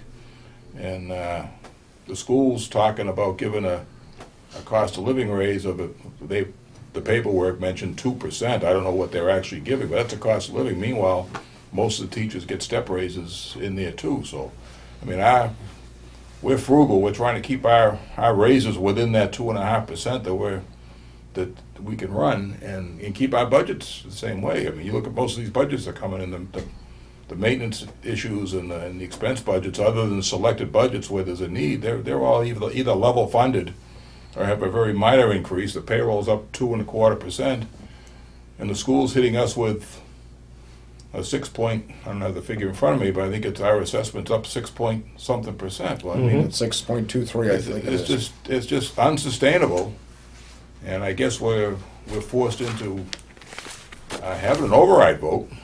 If the override fails, then we have to come back and take that money out of, strip our free cash down to nothing, or reduce town budgets, or whatever to give the school what they're looking for. It just, it shouldn't be this way. I mean, the state aid is level funded. Everything's level funded except for the school budget. The school budget just keeps going. And once again, we're not against education, we're not anti-school, we're not, the kids deserve a good education, but I think the school committee has to realize that, you know, yes, they're there to vote a budget to give the kids the best education possible, but like us, their obligation should be that they have to provide the best education they can for what money is available. And just because, I mean, we'd love to come in here and give the police department, you know, another $50,000, give the library another $30,000, and give the fire department another $50,000, and the cemetery is here looking, you know, as a good example tonight. We can't do that. We have to make decisions. We have to make cuts and make some tough budget decisions. And as we all sit here and the administrative staff here and the finance committee, we sit here and we shake our heads at the cuts and things we have to make. We go up to the school committee meeting and it's just, they want to do level services and, you know, give raises and do all these other things, and too bad, you guys, us, Newbury and Salisbury, just, you need to come up with the money. Well, we don't have it in our pocket. We don't have it hidden under the table here. We have to get it from the taxpayer. So, other years, the last time we had an override for the schools was about 7 years ago. We started working on that override September, October, because we knew it was coming. When working with the schools, we knew the budget was big. We knew the town had issues with, we used money for the highway department, so on, the library, so on and so forth. We had a large committee that And there were a lot of hours put in on that. a number of months to put, and that override only passed by about 50 votes. Yep. Right now, we're talking about, well, one of the disappointments the other night when we were there was, other than one parent whose wife is on the school committee, I don't think there was a single parent of a child at that meeting. Not that I recognize anyway. There were school administrators and principals and a number of town officials, so there were no parents there. And so that indicates to me that if we're gonna be looking for an override, I don't know who's gonna be spearheading this override, because at that time, the last one we did, we had school committee people, selectmen, parents, so on and so forth. We had a very active group. Right now, we're gonna put this, we got less than 2 months if we're gonna generate any support for an override, and If you look at you're rolling the dice, that's all you can do. and I say, Dave, if you look at the overall economic picture, you know, of everyone, people have federal taxes coming down upon them this year because of the Affordable Care Act. They have health care increases. The average person out there, just if there are two people working and they make $100,000 a year, and they get a 2.5% increase, it's eaten up. It'll be eaten up by federal taxes and state taxes. And the other thing, And then local taxes on top of it. I think we've gone to the taxpayer, and, you know, their wallet is going to be emptied. and the state tax collections they're up 5 or 6%. They're predicting for the Yes. year, but they're not at this point. I don't hold out much hope we're going to get any increase in cherry sheet No. money, or the Don't school. know. And the schools legitimately aren't going to get much of anything for Chapter 70. So that all these costs are coming back on the cities and towns. And when the school committee has the attitude that they should get what they get, and we've got to come up with the funding to fund it, it doesn't make for a good situation, and it certainly makes for, as we move forward in the budget process now heading for town meeting, a I'd like to hear- difficult proposition. We're talking about the new growth in the 2.5 levy, about $600,000. They're requesting $498,000. I figure it's about 83%. They're requesting before we even get to it. If an override passes, I mean, that will leave us with approximately $100,000 to run the town. Right. I'd like to find out from the parents, you know, I'd like to get an indication. We didn't get any indication at Wednesday's night meeting at the school committee that there wasn't any input from the parents. And I'd like to find out from the Raleigh parents, you know, do they support this increase? Are they willing to pay the tax increase? And that's what it boils down to. Well, I'm a Rowley parent. I have 2 kids in Triton. I have a Please middle identify schooler. yourself. Oh, I'm Karen Summit, Central Street, also the treasure collector. I'm looking at the increases in the budget, And other than the technology increase, I don't see one thing on here that directly impacts my children's education. I see salaries, I see insurance increases. You know, I'm not seeing any direct increase in my children's level of education. You know, I want something more for my taxes. You know, I would rather have my roads be plowed. I'd rather, know that if I have to dial 911 in the middle of the night, the police or the fire are going to be there on a timely basis. In talking about the declining enrollment, when we had that override, we still had increasing enrollment. We've had declining enrollment, and I think they've had adds to staff. I think that would be another thing to check out. It's just not sustainable. And I worked on several overrides. I worked on the one that we had for technology, and then the one several years later. And I think the parents that have been around as long as I've been around haven't seen the bang for the buck. Dave, you've been involved in all those. No, overrides are a concerted effort of a lot of people. Right. To pop up now, less than 2 months before an election, and expect to convince people, if you're gonna be able to convince them anyway, to vote for an override, I think it's an impossible task. I think the school committee has left us hanging with the attitude that, hey, just come up with it. Right. And it's frustrating, because we have a lot of other budget increases in town departments that need to be funded too. I don't know, I don't have any answers. I guess we throw ourselves on the mercy of the taxpayer and hope that there's enough parents that are willing to vote Right. to fund this, say, a $200,000 override. I mean, I don't know what that means in the tax rate. If we decide to go that route, I'm sure we'll come up with facts and figures, but, it's just frustrating to have the schools this year basically ignore the needs of the town, and that communications committee that Joe was talking about, for a number of years now, that's been the vehicle in which the cities and towns are able to communicate with the schools and make our needs and our desires known, and we usually come up with a compromise that everybody can live with. And, I mean, we all gain a little bit, we all lose a little bit, but in the end, it works out. And this year, it's just, the attitude is just altogether different. And I'd also like to say, with the excess and deficiency, I understand you need to put some money away for a rainy day, but that's almost like asking us to pay twice. That's like when your kid comes up to you and says, "Hey, can I have $20? I need $20." And they say, "Oh, well, it was only 15." And you say, "Where's my $5?" And they say, "Oh, it's mine." Was there any discussion, maybe in the district communication meeting, the first one that they had this budget season was at 6:30 before? Well, I mean, I don't know what the agenda was. Was there any mention about the excess and deficiency free cash that they have, and why they can't apply more than 68,000 to, obviously this town of Newbury has been in a financial crisis for the past couple of years. They've had Right. overrides, I think every year, for the past couple of years, to try to get adequate funding. A lot of it was driven by the school. Wouldn't there be some consideration on the school to use some of their available money that they brought in last fiscal year that they didn't use to offset this?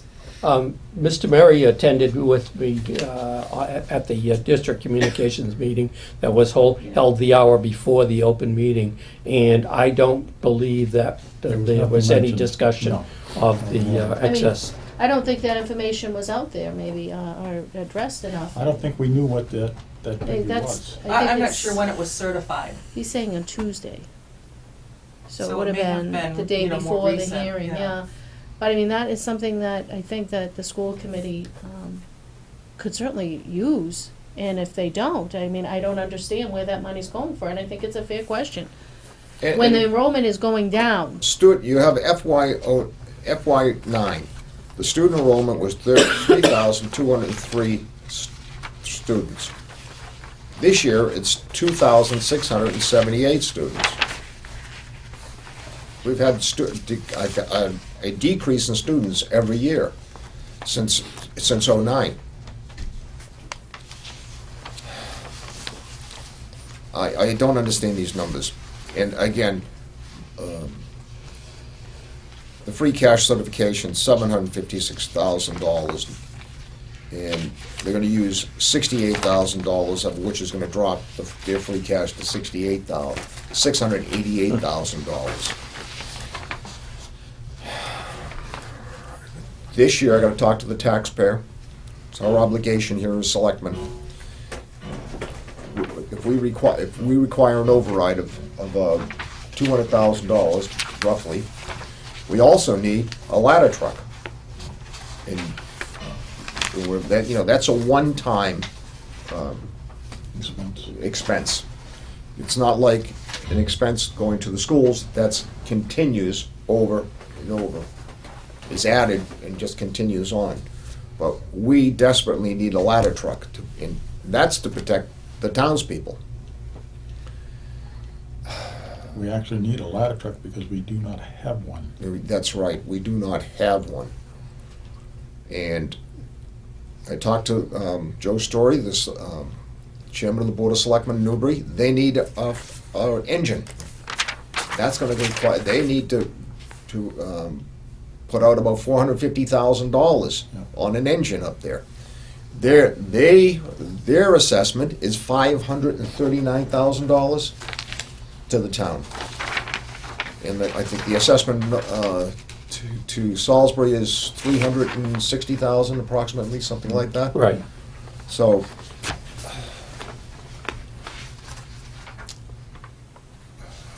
I'm speechless when it comes to an override. I don't know. 3 years ago we had to sit down with all the departments. We had to cut our budgets 2.5% to make everything fit, and we had a terrible year in trying to get through. We were very lucky with snow and ice. Last year we did better. Looks like we were coming around, and now this. And again, but communications have been. And this year, our snow and ice is going to be in deficit. You're right. It's going to be Yes. about half of what they're asking us to give them. We're about $200,000 over, correct? Yeah. In our snow and ice, approximately. I mean, I understand education is very important. It's extremely important, as a matter of fact. But if we cannot plow the roads in the town of Rowley, then there will be no school, because the students will not be able to get there. So it just doesn't make any sense to me that they're asking for all this money and almost to the point of bankrupting the town at this point to try to provide our services to the rest of the people. It doesn't make any sense, because it's not going to benefit them if we can't get the students to the school. Right. Tomorrow night, we have a tri-town meeting in Newbury. It's between 6 and 7 o'clock. Members of the Board of Selectmen are going up there, and we'll meet with the other board members from the other towns, and we'll go from there. But this budget is distressing, to say the least. Yep. We are in dire straits. That's all I can say. And again, I'm not against education. Education's so important. I mean, I know from my personal life. I don't want to get into it, but anyways, it is so important. But also, the running of our town is so important. And we put hours, believe me, the selectmen and the financial team, sitting at this table and trying to. We don't waste money. We don't, believe me. When we sit here at this table, we look at every penny. And I mean, you could hear us talking tonight with the cemetery commissioners. We're old Yankees. We really are when it comes to money. We don't part with a dollar here without an explanation. I don't think people realize that most of the town and these departments that we have, a lot of those people are basically volunteers or part-time people. We pretty much run our town on part-time people. So it's just, I don't know where we can come up with it. I really don't. We can't really cut anything. I mean, almost all of the boards and committees have been level funded on their expenses this year. We did give modest raises because we need good people. And you can't attract good people if you don't pay them anything. It's a catch-22. We just keep chasing our tail. Around and round we go. And again, I have to go back to my first statements, Bob. Every year, I've been sitting here for 6 years, and this is adversarial. Yeah, it's too bad, Bob. It really is too bad. It should not be adversarial. We should be cooperating, working together, giving the best education that we can afford, and trying to run the town as best we can with what funds we have. And that's all we can do. We just cannot print it. We cannot pull it out of the air. Nope. It's the taxpayers of this town that have to come up with it. And again, it's you out Mr. there. Sheehan, after you read the letter, did the school committee have any response as to why they didn't have the district communications meeting and offer the opportunities to have budget discussions? Years ago, former superintendent Sandra Halloran had a very different approach. She came here to the town often, sometimes during the day, would meet with me, a couple of the selectmen, go over the status of our financial outlook. And that would happen in the fall. And then she would have have meetings in her office with my colleagues in Salisbury and Newbury, and we would once again discuss things. And so there was a lot of outreach on behalf of the school administration when Mrs. Halloran was the superintendent. But did they offer any reason why they haven't given the towns any opportunities to, other than we've been at every meeting that we possibly could to listen, I guess. There were no, you weren't on the agenda, Joe wasn't, or Dave wasn't there to offer anything except when you could, I guess, but It's not like members of did they have a response? the Board of Selectmen were not involved. No. Joe? Well, let me offer a comment. We did get minutes from the last district communications meeting, and one comment from Debbie Choate was that there were fewer members attended. And the minutes from the last meeting, which was held last April of 2013, was that there were 6 people in attendance, and it was Peterson Sulu, Karen Drehosel, and myself, 3 from Raleigh. And so she was right on numbers, okay? There were fewer members. I remember other meetings where all of the towns were represented. But there were 2 meetings of the District Communications Committee scheduled for 1 o'clock in the afternoon because people weren't coming, the numbers weren't there. And both meetings were canceled due to illness. And so we had no meetings. We haven't had a single meeting since April of last year.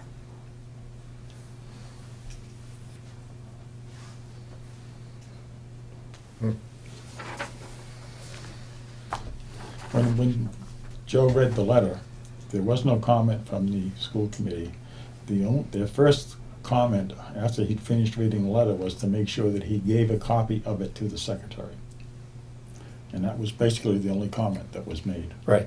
So they didn't acknowledge that Well, there weren't any opportunities? They did acknowledge, and they thanked Joe for reading it, But but that was it. We had, Joe made comments, Dave made comments, and I made comments. And a number of the selectmen from the other towns. Haven't we in the past had members of the school committee and the superintendent at Board of Selectmen's meetings to answer the concerns directly? Is that something that's possible, or are we in too short a time frame now?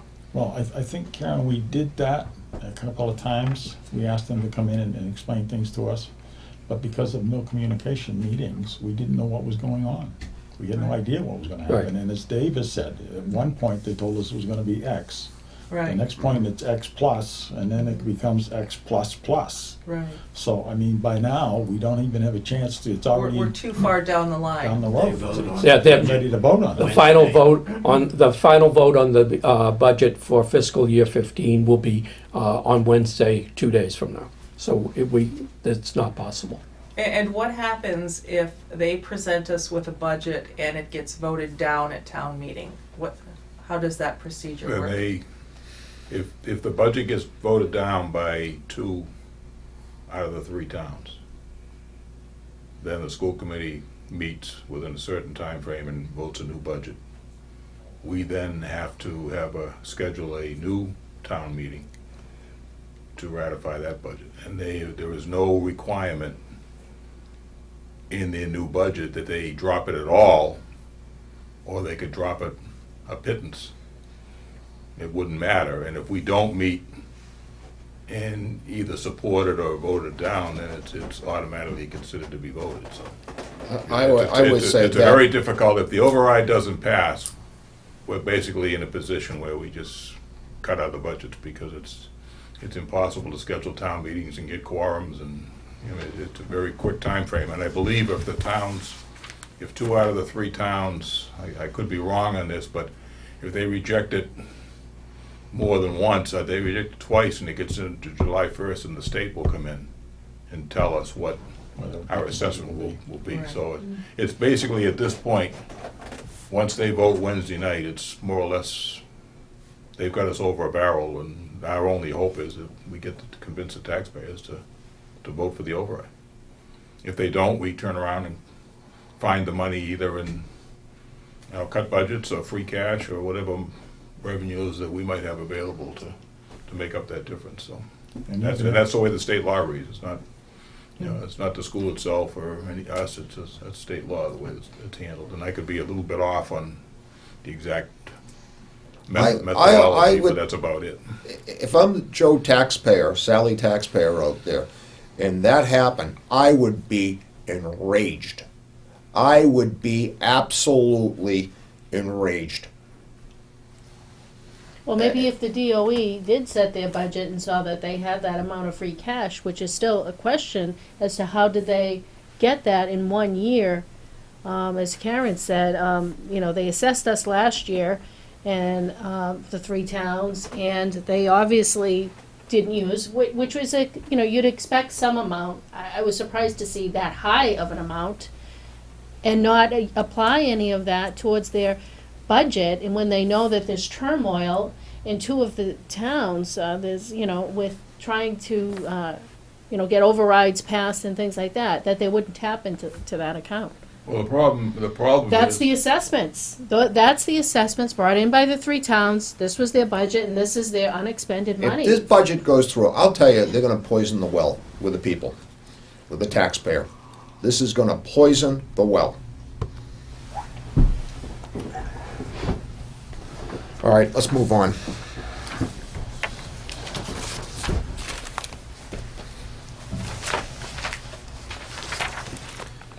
Okay, discuss and review FY15 budgets. Okay.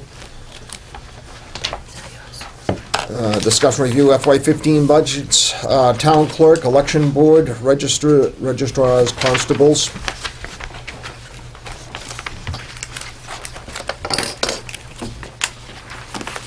Guess that would have been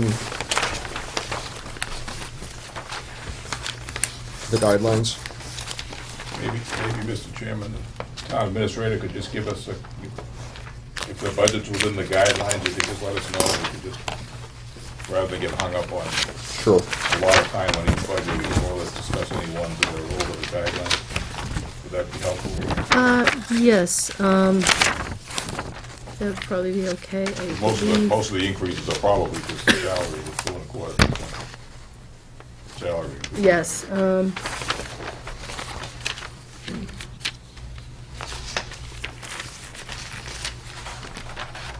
So going FY 14 to 15 from 66,7 6852 to 68,716. It doesn't give a I know, percentage. I don't know Yeah. why. It's small, that's gotta be Small, within the guidelines. it's gotta be within the guidelines. On the- Yeah, that's less than 2%. Okay. Helps when you have somebody in the IRS with those numbers. On the town clerk's expense category, it's 2% increase, reflecting primarily increased postage costs. They have a lot of mailings they do there, Mhm. which is reasonable.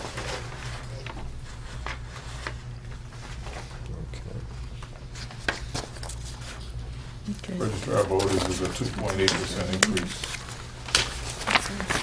That really goes by how many elections and stuff there are. Right. $50 increase in wages. $50 for the whole year. Elections is up quite a bit, but that's probably reflects the Is, state primary, a Yeah. state election, and a town election, so there's three. That's the There's Senate. extra we have the elections. Senate Well, it's a election regular too, right? state primary for the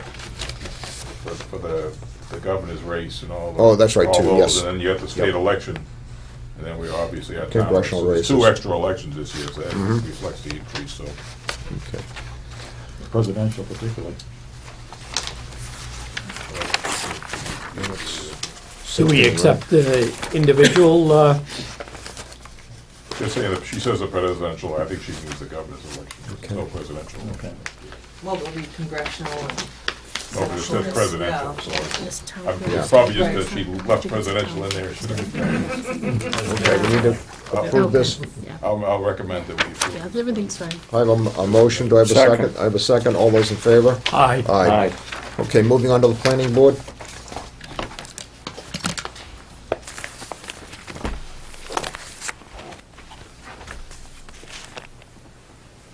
We have a decrease? Minus, yeah. They're cutting the Merrimack Valley planning expenses? You know, why don't we hold this? Mr. Baker and I were playing phone tag. Okay, all And he right. had some questions, and I don't see his expenses here. All right, let's move on to the COA. Okay, the Council on Aging Director, we talk about a population increase is in the amount of people, the COA services, they serve different segments of the quote elderly population, starting at age 60. So she's quite busy. Pretty as the busy. enrollment in her programs increases. So she, her administrative assistant has been budgeted for the past few years for 20 hours a week. She recently had a longtime employee, Carolyn Peabody, retired in December, and she has filled the position with someone working 20 hours a week. And she's asked me to see if there's a possibility of making this position 25 hours a week, because it was funded at 25 hours a week several years ago. But because of budget cuts, it got hit. This is back about, I believe, about 10 years ago. The senior center is busy. They're swamped with, different programs geared to different age groups within the elderly population. So between the director, the van driver and activities coordinator, and the administrative assistant, we have a very part-time outreach coordinator that works on a lot of social services issues with elderly, mostly shut-ins and things like that, who works about 8 hours a week. We really need somebody in there who can keep the office running, and that's really what this position does. It's an enormous amount of paperwork with the Executive Office of Elder Affairs that have to be filed, formula grants, record keeping, database work. So we're trying to see if that's a possibility. That's about, the difference is about $4,000 a year. Mary Ellen does a tremendous job over there, which she has. So if you look on Form 2, you can see that the activities director I'm missing mine. it shows 20,698. So it's about It's about a $4,000 increase for 5 hours. I mean, obviously, things are gonna have to play out line by line as we finish the budget, depending on what the final outcome is with the school assessment, but it can be a conditional support of the selectmen, and then if we have to look at cutting things, in a couple weeks, Well, maybe we can cut it in half or something. I don't we know. can't forget the seniors. No. So, I mean, they've done so much for us. Give Up. us- I'll move that we accept the Council on Aging budget. Have a second? Second. Have a second. All those in favor? Aye. And I think with all these budgets, in other words, if we end up having an override and it doesn't pass, then obviously we're gonna have to go back and relook at every budget anyway, so. Right. Just as we did three years ago. These are some of the things that, like the cemetery, we've got certain things we need to do to provide services for the community, so this is certainly justified. Recycling, number 4. So this is within the guidelines. That's within the The guidelines. guidelines I recommend you. Have a motion? Chairman, we recommend that budget.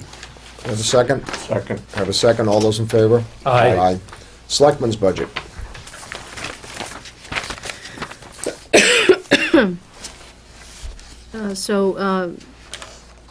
This is how I presented it. Of course, I'm not gonna make a statement on the selectmen stipends. I just level funded it, if that's what you want.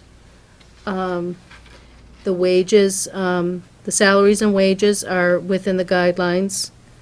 CPA administrator, I level funded that. Just also want to remind you, at the special town meeting, we do need to transfer funds to the CPA administrator that has been performing all that work. So this will be for fiscal 15. Expenses, level funded. The reverse 911 communication, we get it off the federal General Services Administration contract, which resulted in a cost savings last year, so we've been using that. The copier, this is the Town Hall and Annex copier, the maintenance, the leases, service contracts, copy paper for 2 of the buildings. So we're trying to level fund that. The You're cutting the general- expenses by $4,000? No, I'm not. I'm not. Those are transfers for town meeting. That's why, Oh, town okay. meeting is not budgeted. Cost of town meeting isn't put in the selectmen's budget. It's transferred by town meeting to fund the cost of it. Okay. I mean, we reimburse the selectmen's expense for that. So the base of that was 14,117. Okay. Sealer and weights and measures, I recommend we fund that at 3,000. That's a state charge. They've been charging us 2,500, but if there are more stores or more weights that they have to check, I don't know. I need that. So we'll keep it in at 3,000. I'm not sure yet if you will need a collective bargaining reserve this year. We're in negotiations with the police union. We're hoping that we could iron out something in order to fund it for fiscal 15. We still have funds for fiscal 14 that have not yet been transferred because the contract's not settled yet. So that one I'm not gonna know until further down the line here. We discussed about having the need for a budget line for Pine Grove School property expense. As you know, the town owns the building, the grounds around it. If there is something that arises at that building, we don't have a budget line to go to. And we certainly wouldn't want to wait till a town meeting if there's an emergency situation. So this, giving us $1,000 really to just keep there in case something happens. Yeah, I think the idea we talked about was, say the boiler Right. blows up, that if we have a line item for $1,000, we then at least have a vehicle to go to the finance committee to get money from the reserve fund. Currently, we don't have any way of doing that without waiting for a town meeting. Right. Right. And the same thing with the stormwater compliance. We don't have any line for that, and that's gonna become an increasing issue.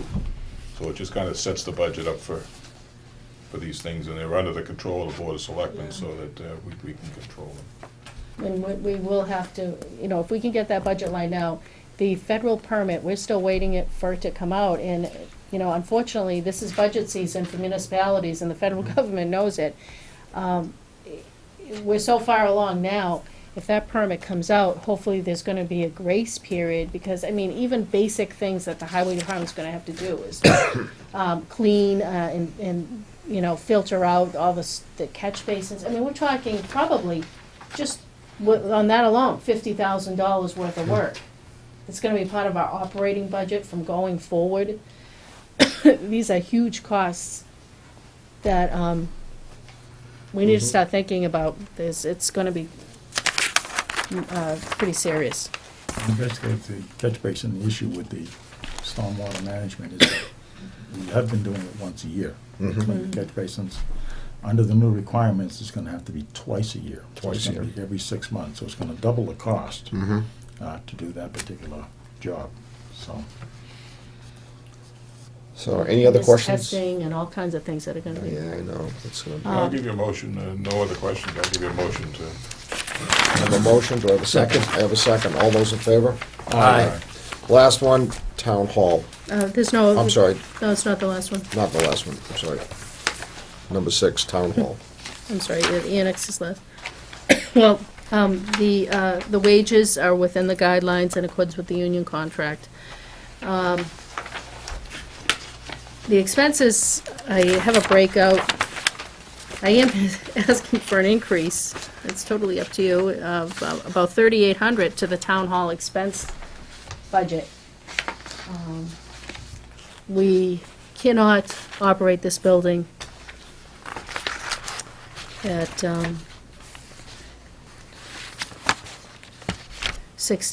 16,318. We've already spent 7,000 in heating oil. I would expect we'll probably be filling the oil tank at least 3 more times this year. Been a tough winter, Um, heating. Electricity is, for a practical point of view, I'm looking at saying we need 5,500. I look at what we've spent, we're always spending more than 5,000, yet I'm budgeted for 4,700. There's servers downstairs, the whole financial operation of the town is located in this building, so, we use, a lot of electricity, even though 5,500 just seems like a modest number. Plus, Repairs and maintenance, we spend more than 1,000, fix, a doorknob, fix small things around the building. and you come into the building and you wear sweaters many times. You come into the building because we keep the temperature very low. The thermostat is not up in the town hall. Just a question, Debbie, maybe I'm misinterpreting. You've got minuses like minus 13% for electric, and yet the increase is 8, is that? Oh, when we were inputting this, it's showing different columns. I have to Okay, so fix it's that. just a It's typo showing, error. yeah, I Okay. inserted it the fiscal 15, and I didn't have time to Okay, change so it. that's fine, thank you. I'll make a. The dollars are motion to what, Accept the budget as presented. Have a motion? With the Second. increases. With the increase. Okay. Can I have a second? All those in favor? Aye. Annex.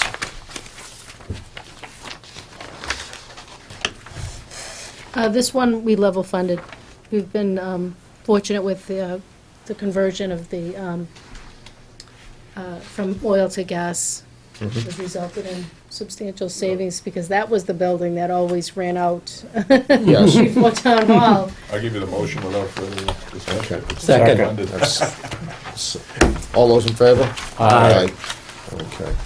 Okay, moving on to discuss capital purchases and town meeting articles. Okay. Annual town meeting, the highway department truck borrowing article, proposed to place a borrowing article of $180,000 to purchase a new 6-wheeler dump truck and plow and sander. Okay. Do we vote on each one of these separately?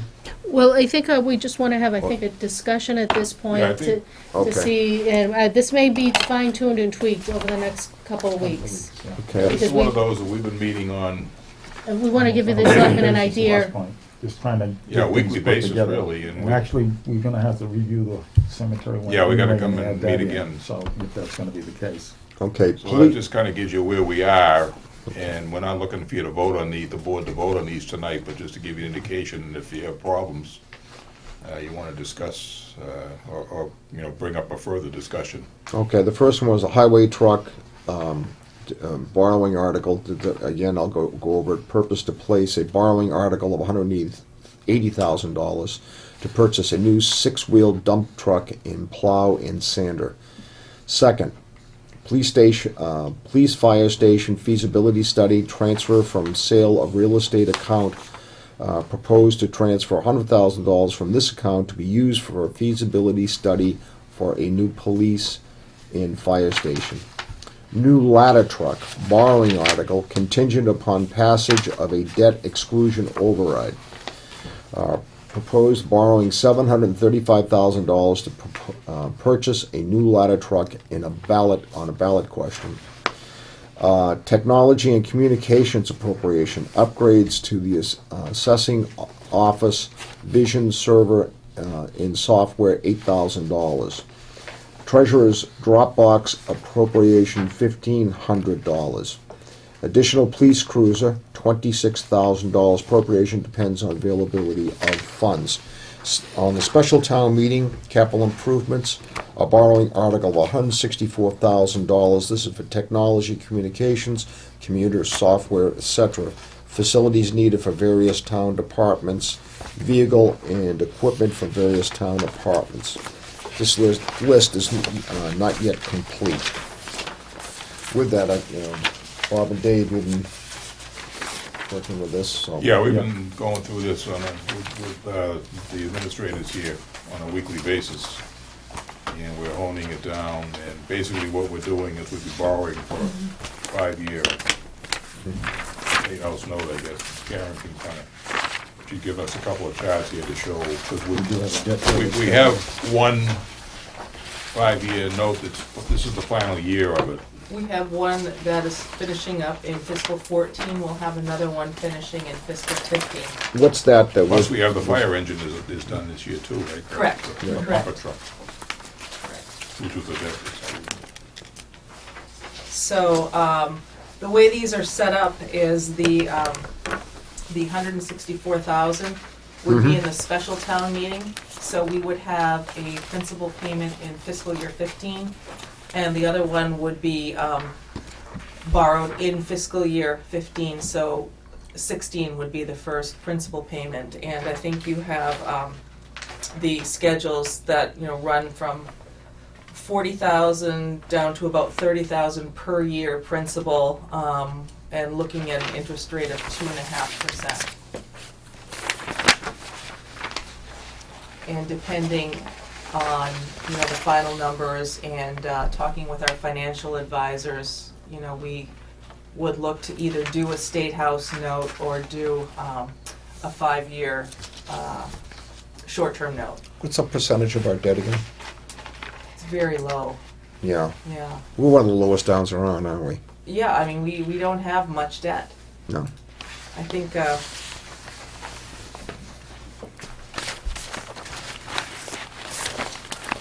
principal and interest for fiscal year 15 is about $700,000. Wow.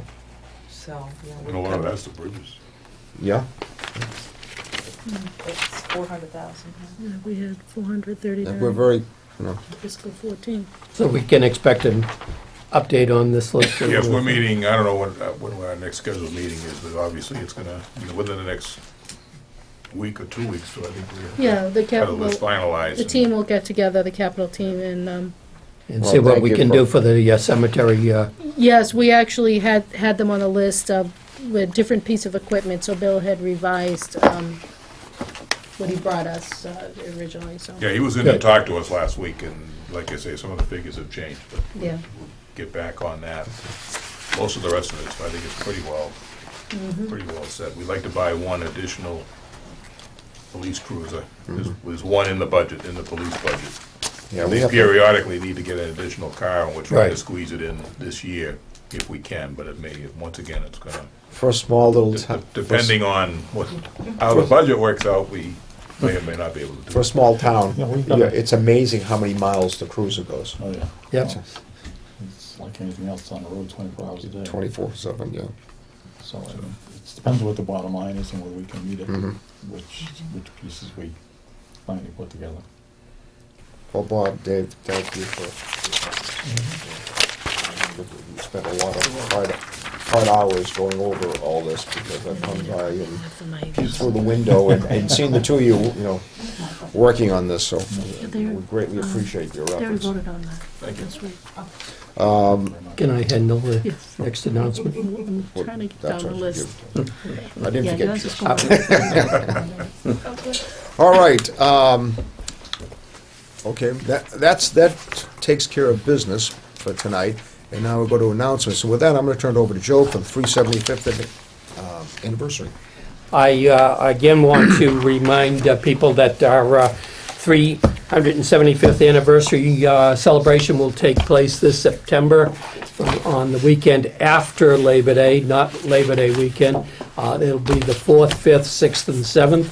And there's information on the Town of Raleigh website that you can look for the 375 committee information. And we'd also like to ask for if there are any people who would like to volunteer. We're getting ready to go out to businesses looking for donations to help defray some of the expense of the anniversary. And we would like to have volunteers to go out to the 200 to 300 businesses in town. I was amazed at the listing, but to help us go out and solicit donations from the businesses. We are having a meeting on Wednesday night, the 12th, at the Council on Aging office at 7 p.m. Joe, on behalf of everybody in the town, thank you for your efforts. I mean, I've heard little inklings from people about what's being planned and what's going on. You people put your heads together, and it sounds like you're gonna have a great program. Where Yeah. So if we thank can everybody. raise the funds, we will have a good time. Well, thank everybody who's taking part in and if they're listening tonight, thank you so much for doing this. Just as a side note, I got a phone call this afternoon from Virginia, Okay, and the person was inquiring about our celebration okay. and wanted to know when the big picture was going to be, because she wants to bring her family up here to be in the picture. They have been in all the others so far. So they want to plan their trip up here the same day. Very good. The picture's going to be taken so they can be part of it. Right? Wow. So Wow. So picture taking is, as of right now, is scheduled for Saturday, Yep. September 6th at 2 p.m. so it's obviously getting out. Yep. So get your haircuts and get all spiffed up for that day. And we will have color prints of the picture taken that day. All right. Joe, thank you for the update. Again, the battery recycling box is located right here at Town Hall and also in the library. You have any of your old batteries, throw them in a plastic bag, put them to the side, and come down to Town Hall or over the library and drop them off. And, don't throw them in the landfill. Larry, thanks for coming tonight. Larry? Just a reminder for next week, lean, mean, green. There you go.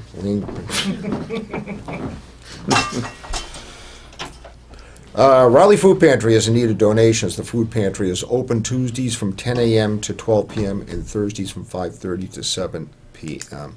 Town meeting will be held on Monday, May the 5th, 2014. Again, tomorrow night we have a tri-town meeting up in Newbury, and selectmen from this board and from the other towns will meet there, and that'll be at 6 o'clock till 7 o'clock. 7 o'clock in their town hall.